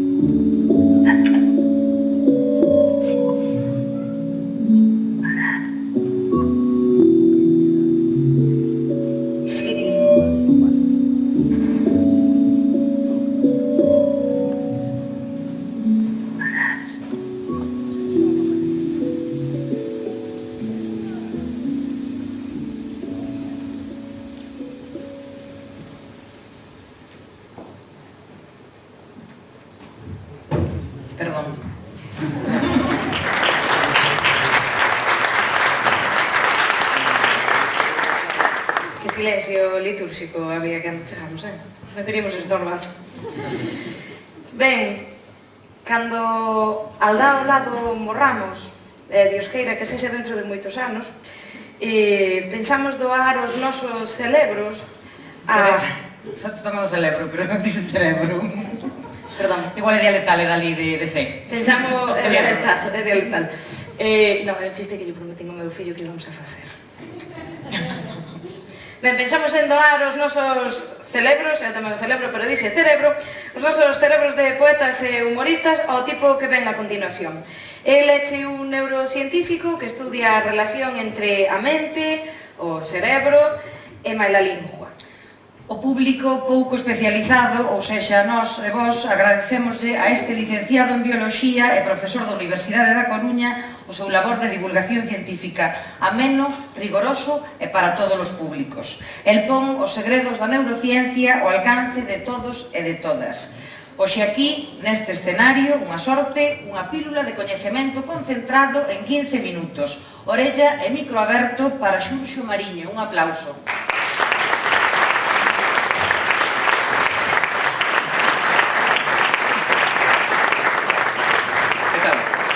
Moitas grazas. Eu lle dixen antes aí dentro que os cerebros das poetas parecen bastante complicados. Non estaba moi pola labor de estudar os seus cerebros. Mirade, as persoas que sexades de Ourense, da provincia de Ourense, podes levantar un momento unha man, a vosa man, e mantela así durante un rato levantada. Deixade así durante un momentiño levantada. Isto que acabo de facer, que é algo completamente natural, desde o punto de vista, deixade levantar, desde o punto de vista do mundo animal resulta absolutamente extraordinario. O que acabo de facer é transferir de maneira temporal parte da miña mente consciente ao vosso pensamento e desa maneira, pois, contraer a distancia, sen fíos, wirelessly, os músculos do brazo e do antebrazo dun grupo de persoas específicas dentro do público. Xa podes baixar, moitas gracias. Como vedes, coa lingua poden facerse cousas de xeito cotidiá que son realmente extraordinarias cando se observan desde unha perspectiva distinta. Como ben sabedes, a lingua fai parte, é un dos piares fundamentais da cultura e da identidade de calquera pobo. Poden utilizarse moitos argumentos para tratar de poñer isto en valor e, de feito, pois Carmen Grimaldi nos puxo unha lista de desargumentos e outros que se poden utilizar. Mas eu aquí o que quero facer hoxe é traer outros argumentos que normalmente non se utilizan e que a mí me parecen sorprendentes, extraordinarios, e moi útiles e que se poden utilizar para chamar a atención, por exemplo, da xente máis nova. En esencia é o asombro, o goce intelectual que produce a comprensión, o coñecemento dos mecanismos biolóxicos e fisiolóxicos e psicolóxicos do funcionamento da lingua. Como acabo de demostrar en un momento, unha lingua é un sistema extraordinariamente eficaz para poñer en comunicación dous cerebros, para poñer en comunicación dous cerebros ou incluso máis, neste caso que estou eu trasladando a miña mente aquí a un montón de xente. Si miramos con cuidado, así, se prestamos un pouco de atención ao que está a acontecer, veredes que son cousas que facemos de xeito cotidiá, pero que son extraordinarias. O que está pasando, por exemplo, agora mesmo na miña mente, na miña cortiza cerebral, é que teño unha actividade química e eléctrica nas neuronas da miña cortiza cerebral que están producindo o meu eu, a miña mente consciente. Esa actividade, neste caso, consiste neste discurso que estou largando. Hai unha cable de neuronas que envía parte de esa actividade da miña mente consciente a unhas células que están aquí, unhas neuronas do lóbulo frontal que se encargan de contraer músculos. Encárganse de contraer músculos no resto do corpo, no tronco e tamén en parte da cabeza. É dicir, estas neuronas envían descargas eléctricas que viaxan a distintas zonas e activan músculos. E que músculos? Pois activan músculos da miña caixa torácica que están comprimindo en certa medida os meus pulmóns para expulsar aire dunha maneira controlada. Tamén controlan músculos da miña larinxe dunha maneira realmente precisa. Músculos da miña larinxe que están tensando as miñas cordas vocais con máis ou menos forza para que ese ar que estou expulsando sexa regulado aínda máis. Pero esas células ainda están facendo máis porque están tamén controlando músculos da miña cavidade bucal, para que ao final o que acontece é que estou producindo unha serie específica de vibracións do ar que levan consigo parte da miña mente. Estas vibracións do ar levan información, pero levan unha información moi específica, parte do que consiste agora mesmo a miña mente consciente. Esa información que lanzo por aí pode chegar a un sistema que fai precisamente a transducción contraria. Pode chegar a un sistema como o vosso sistema auditivo que recibe esas ondas fan vibrar unha serie de osos que a súa vez fan vibrar unha membrana que a súa vez fai activar unhas determinadas células que activan unhas determinadas neuronas que terminan por activar dunha maneira específica unhas células da cortiza auditiva. E esas neuronas da cortiza auditiva que acaban de percibir, de ser estimuladas polo que ven polo ar, terminan por construir, agora mesmo, o están facendo na vosa mente consciente, e isto é o que resulta extraordinario, parte da miña mente consciente. É dicir, eu teño unha actividade no meu sistema nervioso, no meu encéfalo, que está producindo, neste caso concreto, isto que estou largando aquí. E por este sistema, que como o facemos de xeito cotiá, pois non lle damos moita importancia, o que está realmente pasando é que nas vosas neuronas está realmente reproducíndose parte do que eu estou construindo aquí eléctricamente. Isto é algo que facemos os seres humanos, este sistema de transmisión de información tan extraordinariamente preciso, desde hai tan só uns 60.000 anos, que foi cando se desenvolveron evolutivamente os mecanismos necesarios no sistema nervioso e no sistema muscular para poder facer isto. As primeiras linguas probablemente eran similares ao que ainda hoxe se falan en algunhas zonas do deserto do Kalahari por esta xente que son os San, teñen unha lingua coisan de clics, un lenguaxe de clics. Por exemplo, utilizan consoantes como esta ou consoantes como esta, que na demostración que vimos esta mañá, pois é como unha especie, esta mañá non, na primeira intervención do beatboxing, pois ao mellor tes aí uns ancestros, realmente tes uns ancestros aí que comenzaron co seu beatboxing. Quería decir que esta é probablemente unha das linguas máis antiguas que se conservan, porque esta xente está directamente emparentada cos primeiros ancestros nosos. Falan así. Entón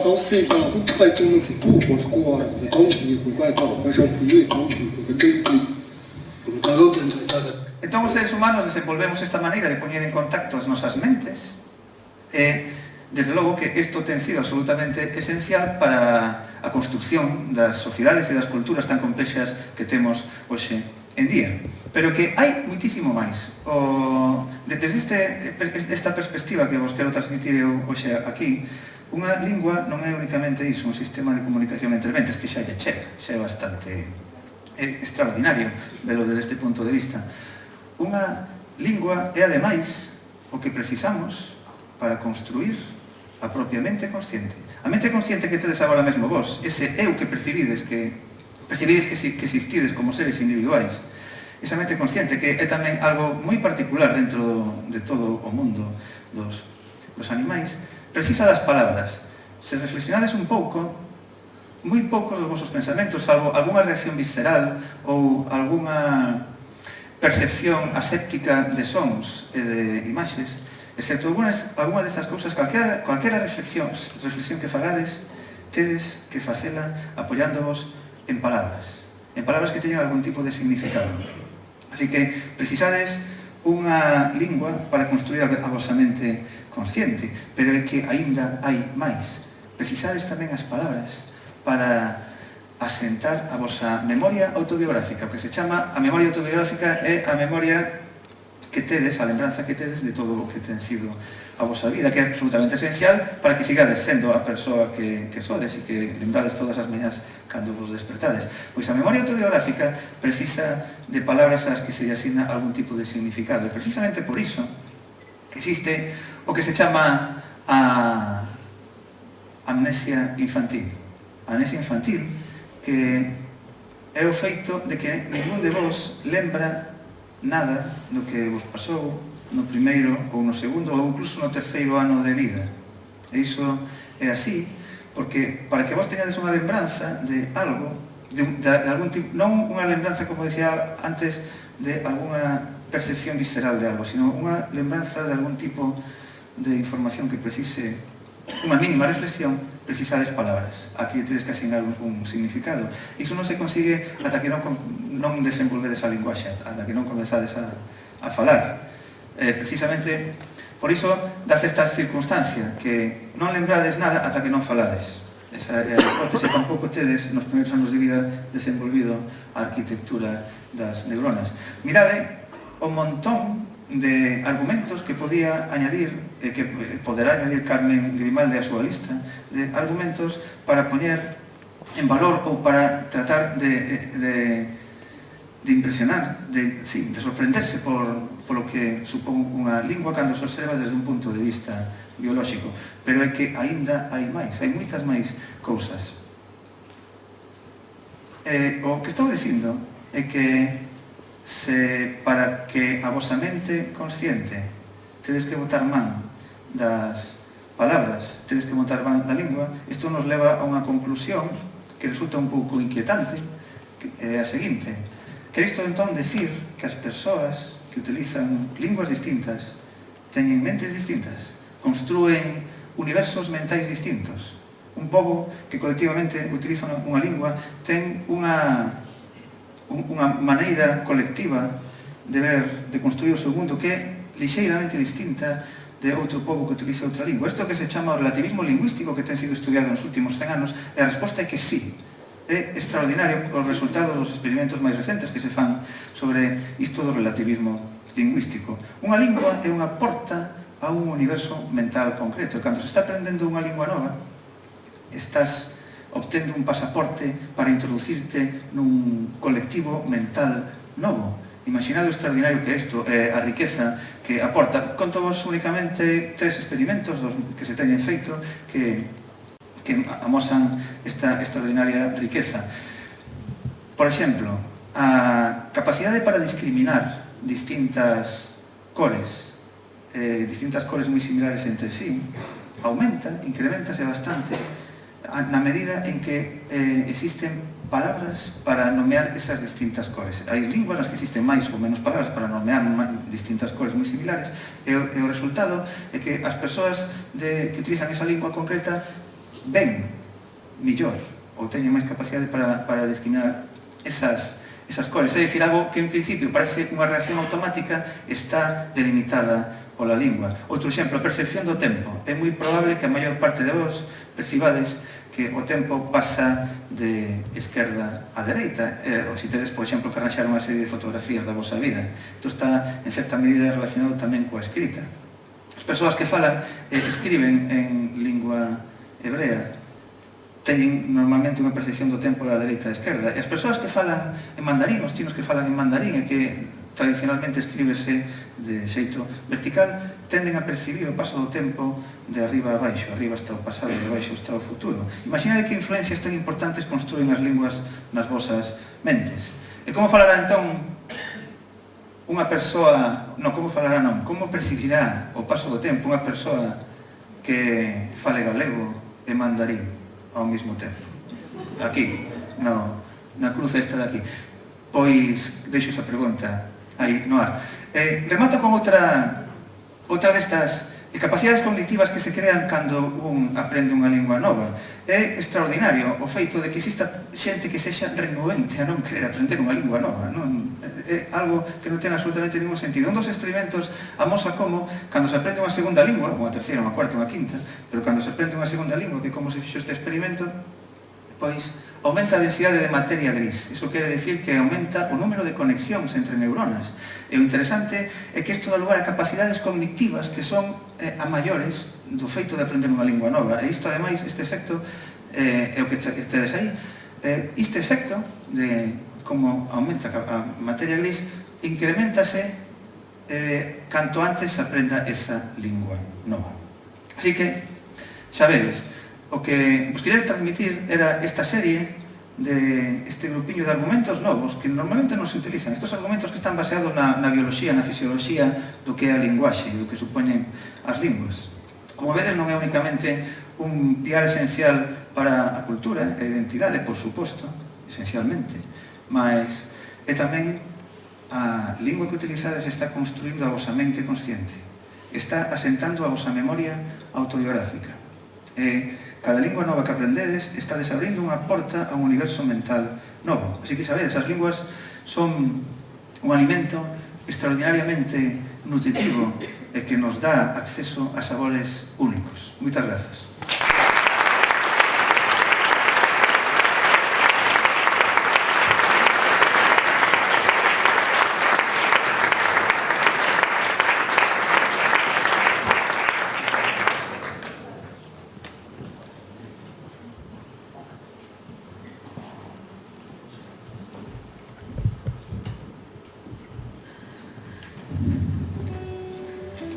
Moito futuro como colocadora de papel, ¿no?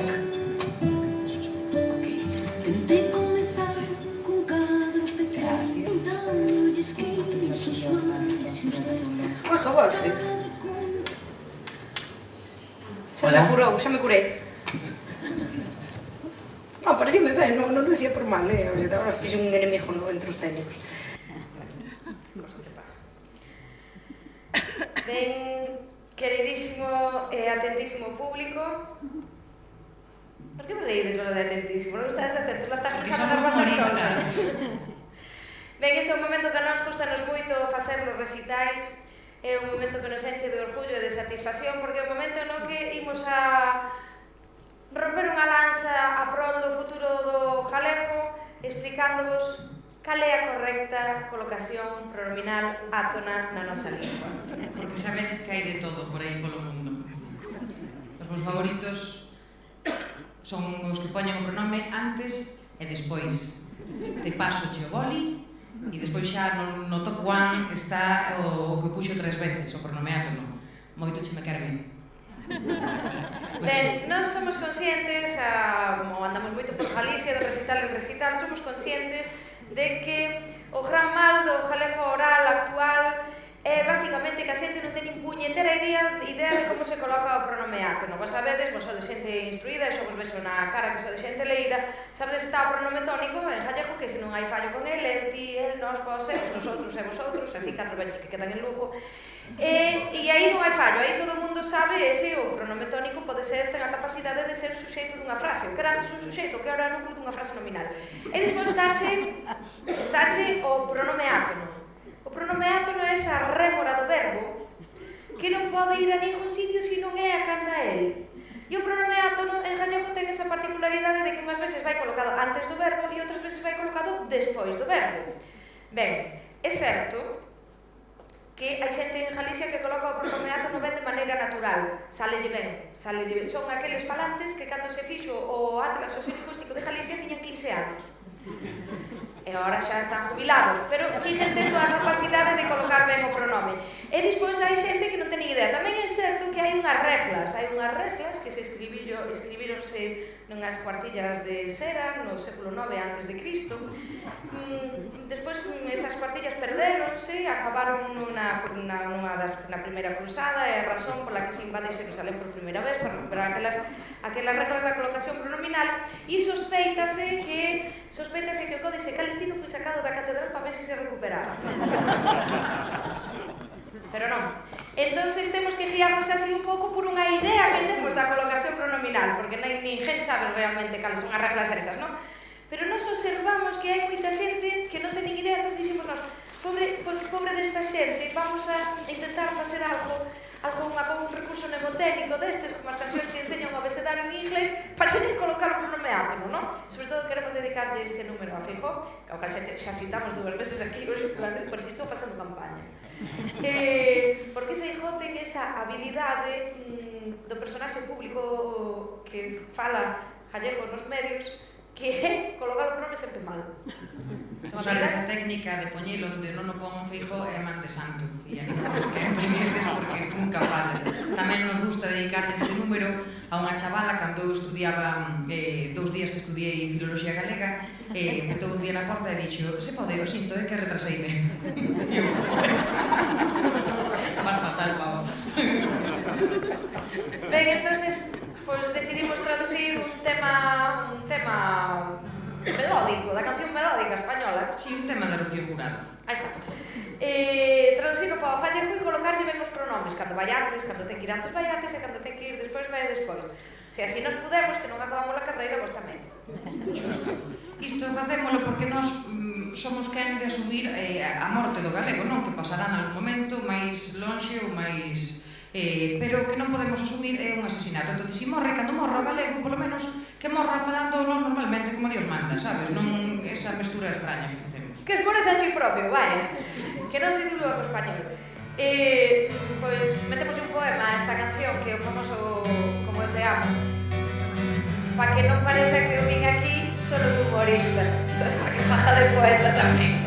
É un poema de Lucía Aldán. Como eu te amo. Antes do verbo. Este verbo, non? Como eu te amo. Convéncete. Convéncete. Ninguén te amará. Como eu te amo.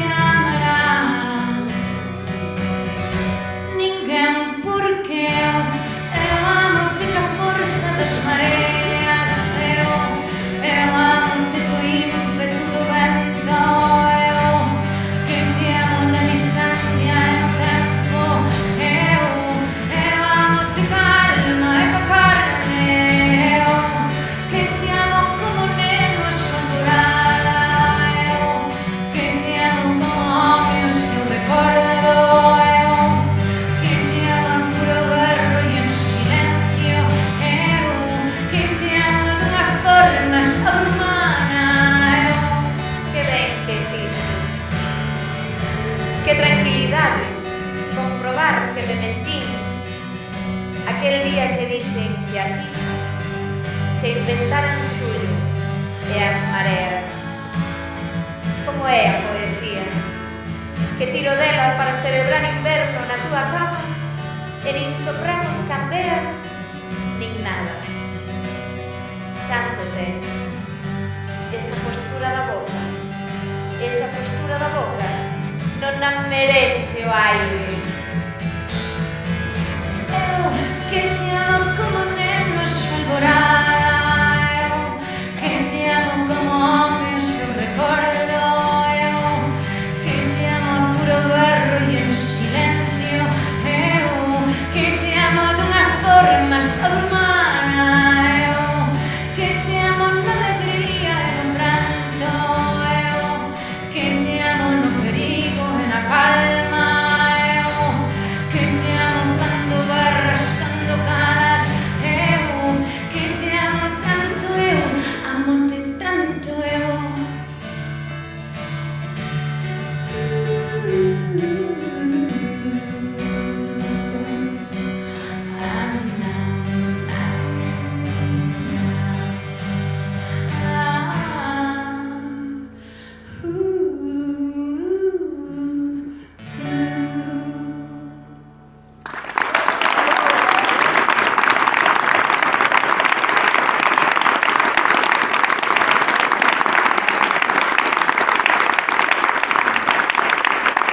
Moitas gracias.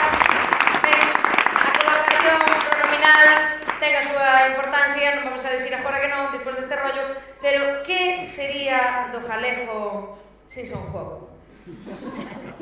Que sería do galego sin Doraemon o malo seu peto máxico? Que sería do galego sin aquel pelotazo de Suelen ou o cuiño de Sinchan, Mareas Vivas? Que sería da Real Academia sin o ata logo raparigo de Terminator? Que sería do galego sin os narcos de Matalobos? Que sería do galego sin a Pantera Rosa? Bueno, sin a Pantera Rosa sería o mismo porque é muda. Pero o que queremos decir así en xeral é que sería do galego sen o audiovisual?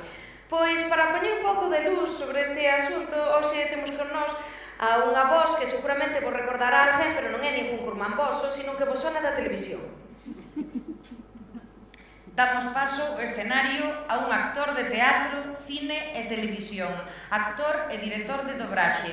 Damos paso a Harrison Ford, a Robert De Niro, a Mel Gibson, a Paul Newman, a Chuck Norris, a Garfield, a mogollón de peña nun solo actor verdadeiro, Luis Iglesias. Un aplauso.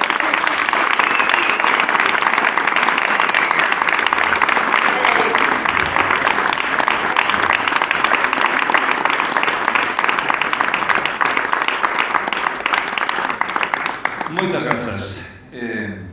Eu supoño que me invitaron a este evento pola miña destacadísima ignorancia neste tema. E contrastada, levo 30 anos dedicándome profesionalmente ao mundo da interpretación. Eu creo que día sí, día non falamos sempre do tema do proceso de normalización o audiovisual e cada vez entendo menos.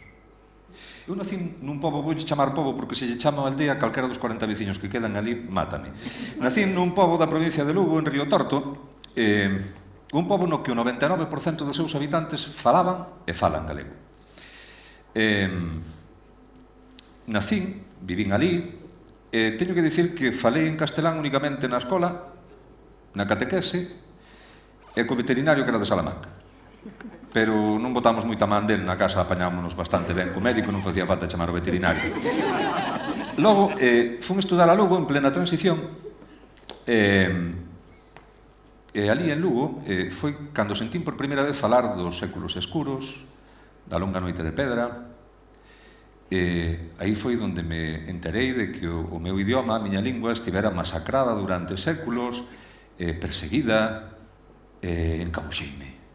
Collín un cabreo que decidín partir Galicia en dúas, os que falan galego e os que non falan galego, e ao carallo.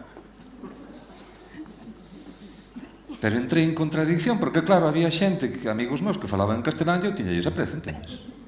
Por outro lado, había amigos meus que falaban galego, tamén lles tiña aprecio, sí, pero eles militaban nun sindicato estudantil que estaba moi de moda naquela época e levaban uns pantalóns de pana gordos, acordades vos deles? Que aquelos non eran rayas, aquelo eran regos.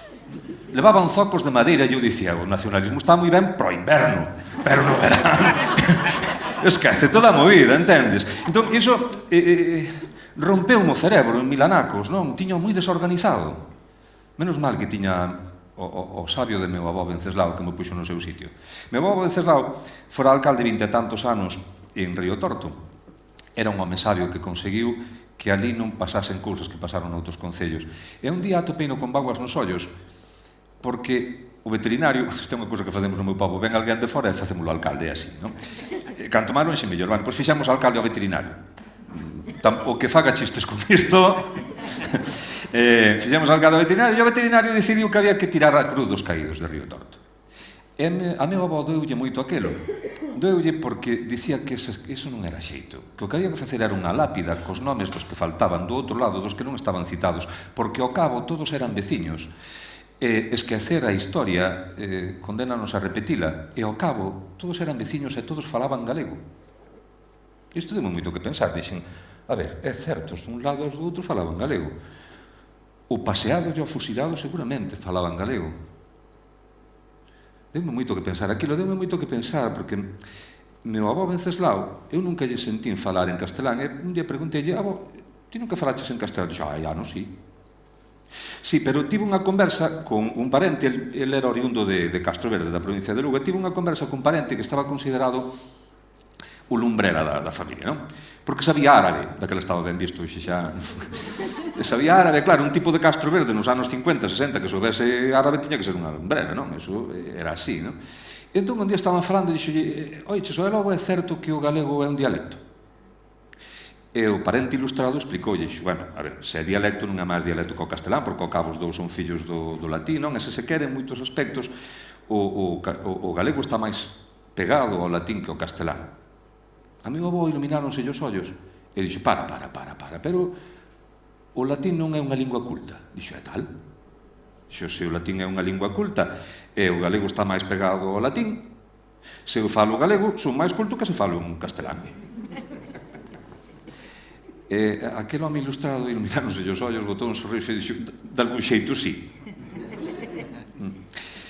Esta lógica sinxela, pero non simple de meu avó, esa visión que tiña el, esa ollada, como dicía Valle Inclán, pendurada no ar, seguramente me axudou cando me empecé a dedicar a este oficio. Hai 30 anos cheguei aquí a Santiago e fui facer a proba para actor de dobraxe na única empresa de toda Galicia, había empresas en Coruña e en Vigo, na única empresa que facía proba de galego falado para ser actor ou actriz de dobraxe en galego.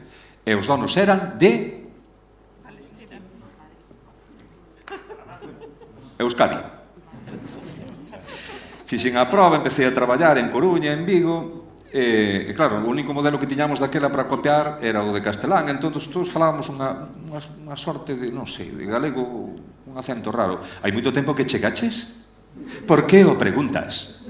E se por si isto fose pouco, os compañeros directores que non deran un chío, moitos deles ou algúns, non deran un chío de galego na súa vida, pedíanche que rebaixases un pouquiño as curvas de entoación e máis que pichases un pouquiño as vogais, que non sonase tan a rural. Anos despois, a televisión galega decatouse que era en galego. Isto pode nos pasar a calquera. E decidiu que o seu departamento lingüístico mandara unha serie de informes para intentar tapar estas eivas. Chegaron os informes e, curiosamente, aqueles compañeros que antes me correxían para que fixese as vogais máis pequenas, agora dicíame que fixese máis grandes, non? E dicía, espera, es melocotón.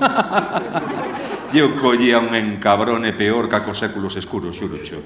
E chegaba a casa e viña o meu fillo do colexio dos tilos e explicábame que o L era la lechera e que había 5 vogais. E que sabía dicir león e camión, pero ninguén lle explicara como se dicía a xóuxere, por poñer un caso, non? E discutíame que os de, como se chamaba este grupo, iba a dicir Académica Palanca, non era, Aerolíneas Federales, tiñan razón cando dicían aquilo de acompañeite ao teu portal e me invitaches a entrar. E na tele o Porco Bravo dicía, hai alguén aí, hai alguén aí, hai alguén aí. E moita xente da cultura galega machacábame con ese I que non sei de onde o sacaron e logo de onde ves. E logo estaban os antepostos, políticos, moitos deles, que o verbo fíxose carne, habitou entre nosotros, pero antes puxolle un pronome persoal. Cho digo, cho asevero e cho aseguro. Marchei para Río Torto. Marchei para Río Torto, ali as cousas seguían máis ou menos ben. Fixeron un debuxo moi grande ali no pabillón do colexio, entón iba con meu amigo Xoan Manuel, que tiña 10 anos máis ou menos daquela, digo, aquel debuxo, dixo que temos unha mascota no colexio. Tedes unha mascota? Temos, sí. É que fixemos unha campaña de normalización e normativización lingüística. Dixo, mírate. E como lle chamades a mascota? Río Tortín. O da normativización foi non entendendo da normalización, pero que normalizar en Río Torto se todo o mundo fala galego. Dixo, todo o mundo non, que aquela pícara que ven por ali non fala. Dixo, así se fai, todo o pobo a normalizar a pequena. Sí, señor. A pesares dos pesares, nos estábamos orgullosos de formar parte dun dos grandes motores, creo eu, da normalización e normativización lingüística, que era a dobraxe, porque a dobraxe sometía, era como unha especie de gran laboratorio que sometía ao galego a situacións que non se lle daban nunca, non? E de repente había presidentes dos Estados Unidos que falaban galego, astronautas, iba a dicir xentes da CIA, pero deso a mellor é algún.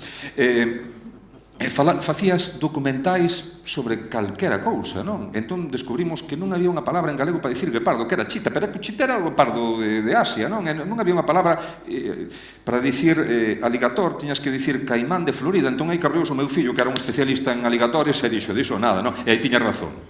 Non dos pronomes non, pero aí tiña razón, non? E a televisión galega compraba películas do Trinque, e compraba series de debuxos animados boísimas que non había maneira de velas noutra cadea que non fose esa, non? E creáronse as xeracións de Xabarín Club, e houve xente que compuxo cancións para aí, e falábase de cómics e de libros, e todo estaba guai.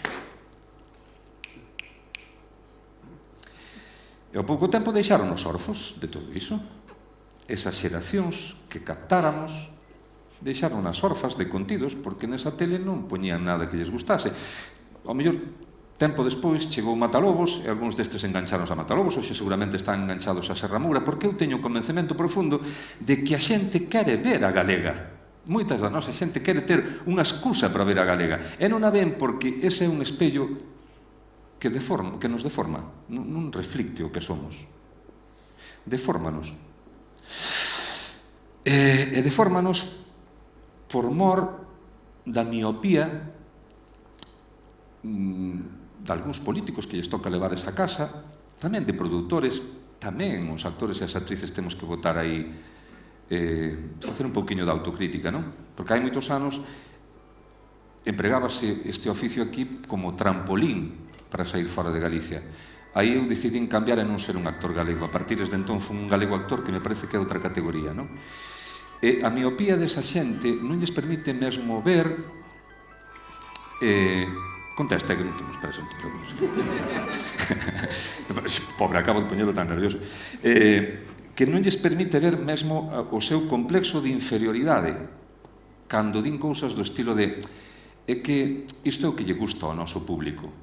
É unha televisión pública, se é unha televisión pública tens que intentar buscar cousas que lle gusten á maior parte do público, non o que ti entendes que é o noso público, que por outro lado é moi pretensioso tamén, non? Porque ao teu público tamén lle gustan outras cousas que antes viunas, non? Supoño que por todo isto, moitos e moitas de vos pasaríamos no vosso traballo de outra maneira, pero botamos media vida reivindicando o obvio, reivindicando algo que é un puñeteiro dereito. A min personalmente cánsame reivindicar tanto, e ademais creo que en moitas actividades artísticas éibanos, porque dedicamos unha parte moi importante da creación á reivindicación, non á creación propia dese eido artístico, non? A reivindicación deberá ser simplemente facer ben o noso traballo, non ter que ocuparnos de nada máis. Ao cabo, eu hai moitos anos sentíame, e ainda ás veces me sinto, non? Como un aborixe. Nativo non, porque os nativos teñen respeto. Danse clases de inglés, profesor nativo, vas. Se dicen profesor aborixe, non vas. Eu sinto un pouco como un aborixe americano, non? Como aquela xente que lle escolleron o idioma, a súa cultura, deturparonllo, fixeronlles películas onde desgraciaban a súa propia historia. Buffalo Bill paseaba a touro sentado naquele espectáculo do Salvaxe Oeste e deturpaba a historia, contaba mal o que realmente pasara ali, non? Eu sinto-me un pouco así moitas veces. Teño a sensación de que me colleron e que me refliten en espellos que non é a miña realidade.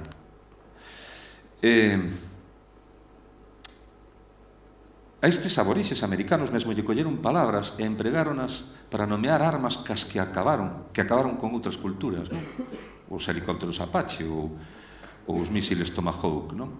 Eu creo que, ás veces, ou esa é a miña sensación, as armas de destrucción cultural en Galicia, algunhas armas de destrucción cultural en Galicia, levan nome de late night ou de programa de variedades. E por acaban mesmo con o noso sentido do humor, a retranca. Esta noite aquí houve unha demostración ben grande disto, non? E faise un humor choqueiro, perralleiro, sexista, homófobo. Esa xente se van á aldea de onde eu son. De marulos non nos subimos. En fin, que eu non me sinto reflectido aí. Si teño que dicir que despois de 30 anos, por eso falo da miña ignorancia, cheguei á conclusión de que en Galicia hai dous grandes bloques, os que falan galego e os que non falan. Os que falan galego non necesita que lle lo reivindiquemos porque xa o falan, necesitan modelos potentes, modelos dos que sentirse orgullosos para seguir falando, necesitan Xabaríns Club, necesitan Matalobos, non sei, necesitan cousas que lle abran os ollos e que lle fagan ver que somos guais. Entón eu creo que temos que ter o convencemento de que somos profundamente atractivos, condenadamente atractivos, e se somos condenadamente atractivos, tamén lles imos gustar a outro bloque, sí ou sí. Con nós non se pode. Outro día volvín a Río Torto. Quería ensinar un piso que tiña ali para alugar a un matrimonio de polacos. El leva aquí 8 anos e ela 6. E, bueno, o piso deixou moi mal estado o alugueiro anterior, entón foi a ensinar e tal, e xe, mira, desculpa o aspecto que ten o piso, non está nas mellores condicións, e o polaco que leva aquí, pois iso, 8 anos, díxeme, non, non te preocupes, pero o piso custame má día leva, non me había custar. En Río Torto fanse ben as cousas. Moitas gracias.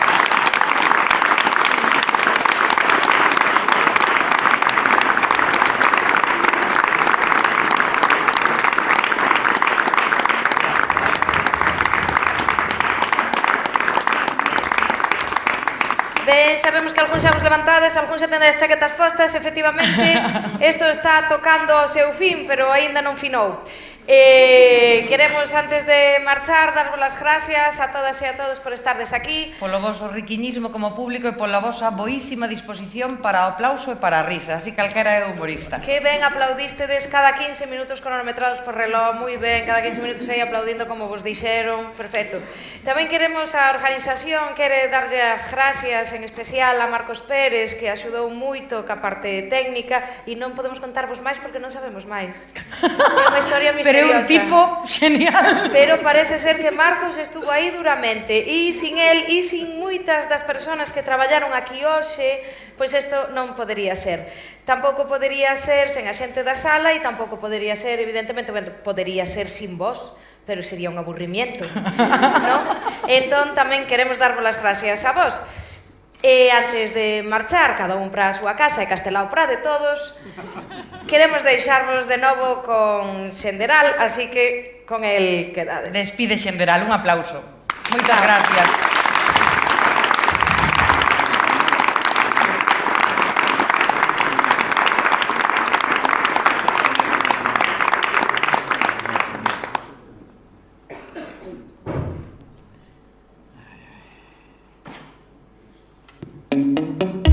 We love reggae music, cause it feel no pain.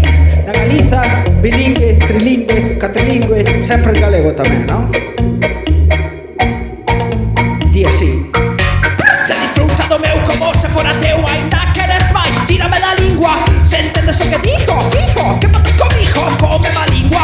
Se non ves como é, se non queres someterse valiente, corta da lingua. Orgullos todo como mismo pola boca, tírame da lingua.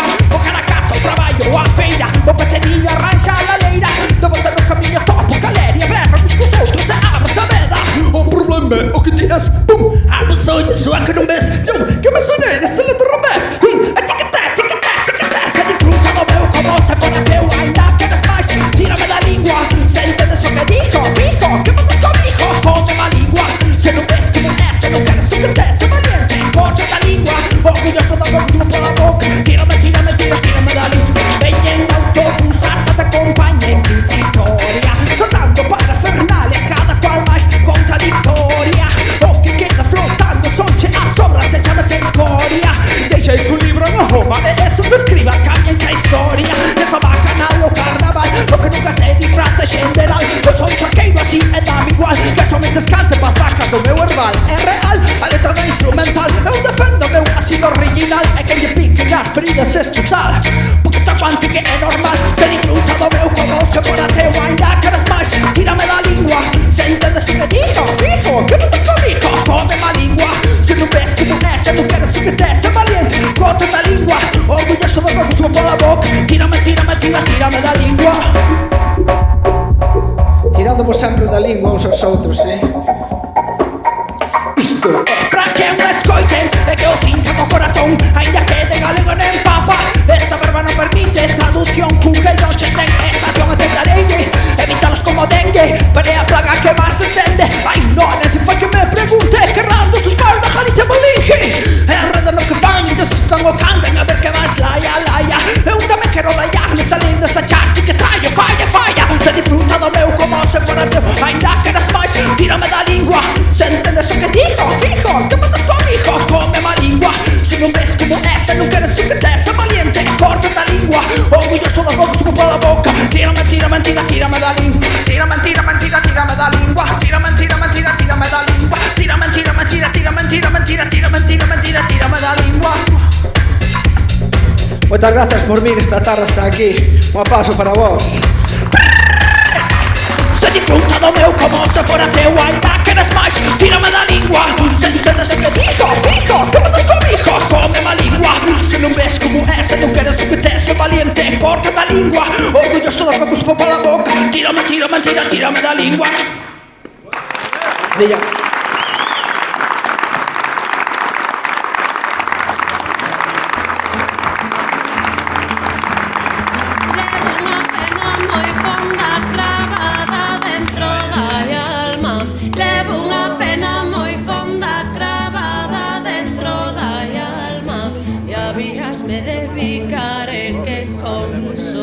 Pasaba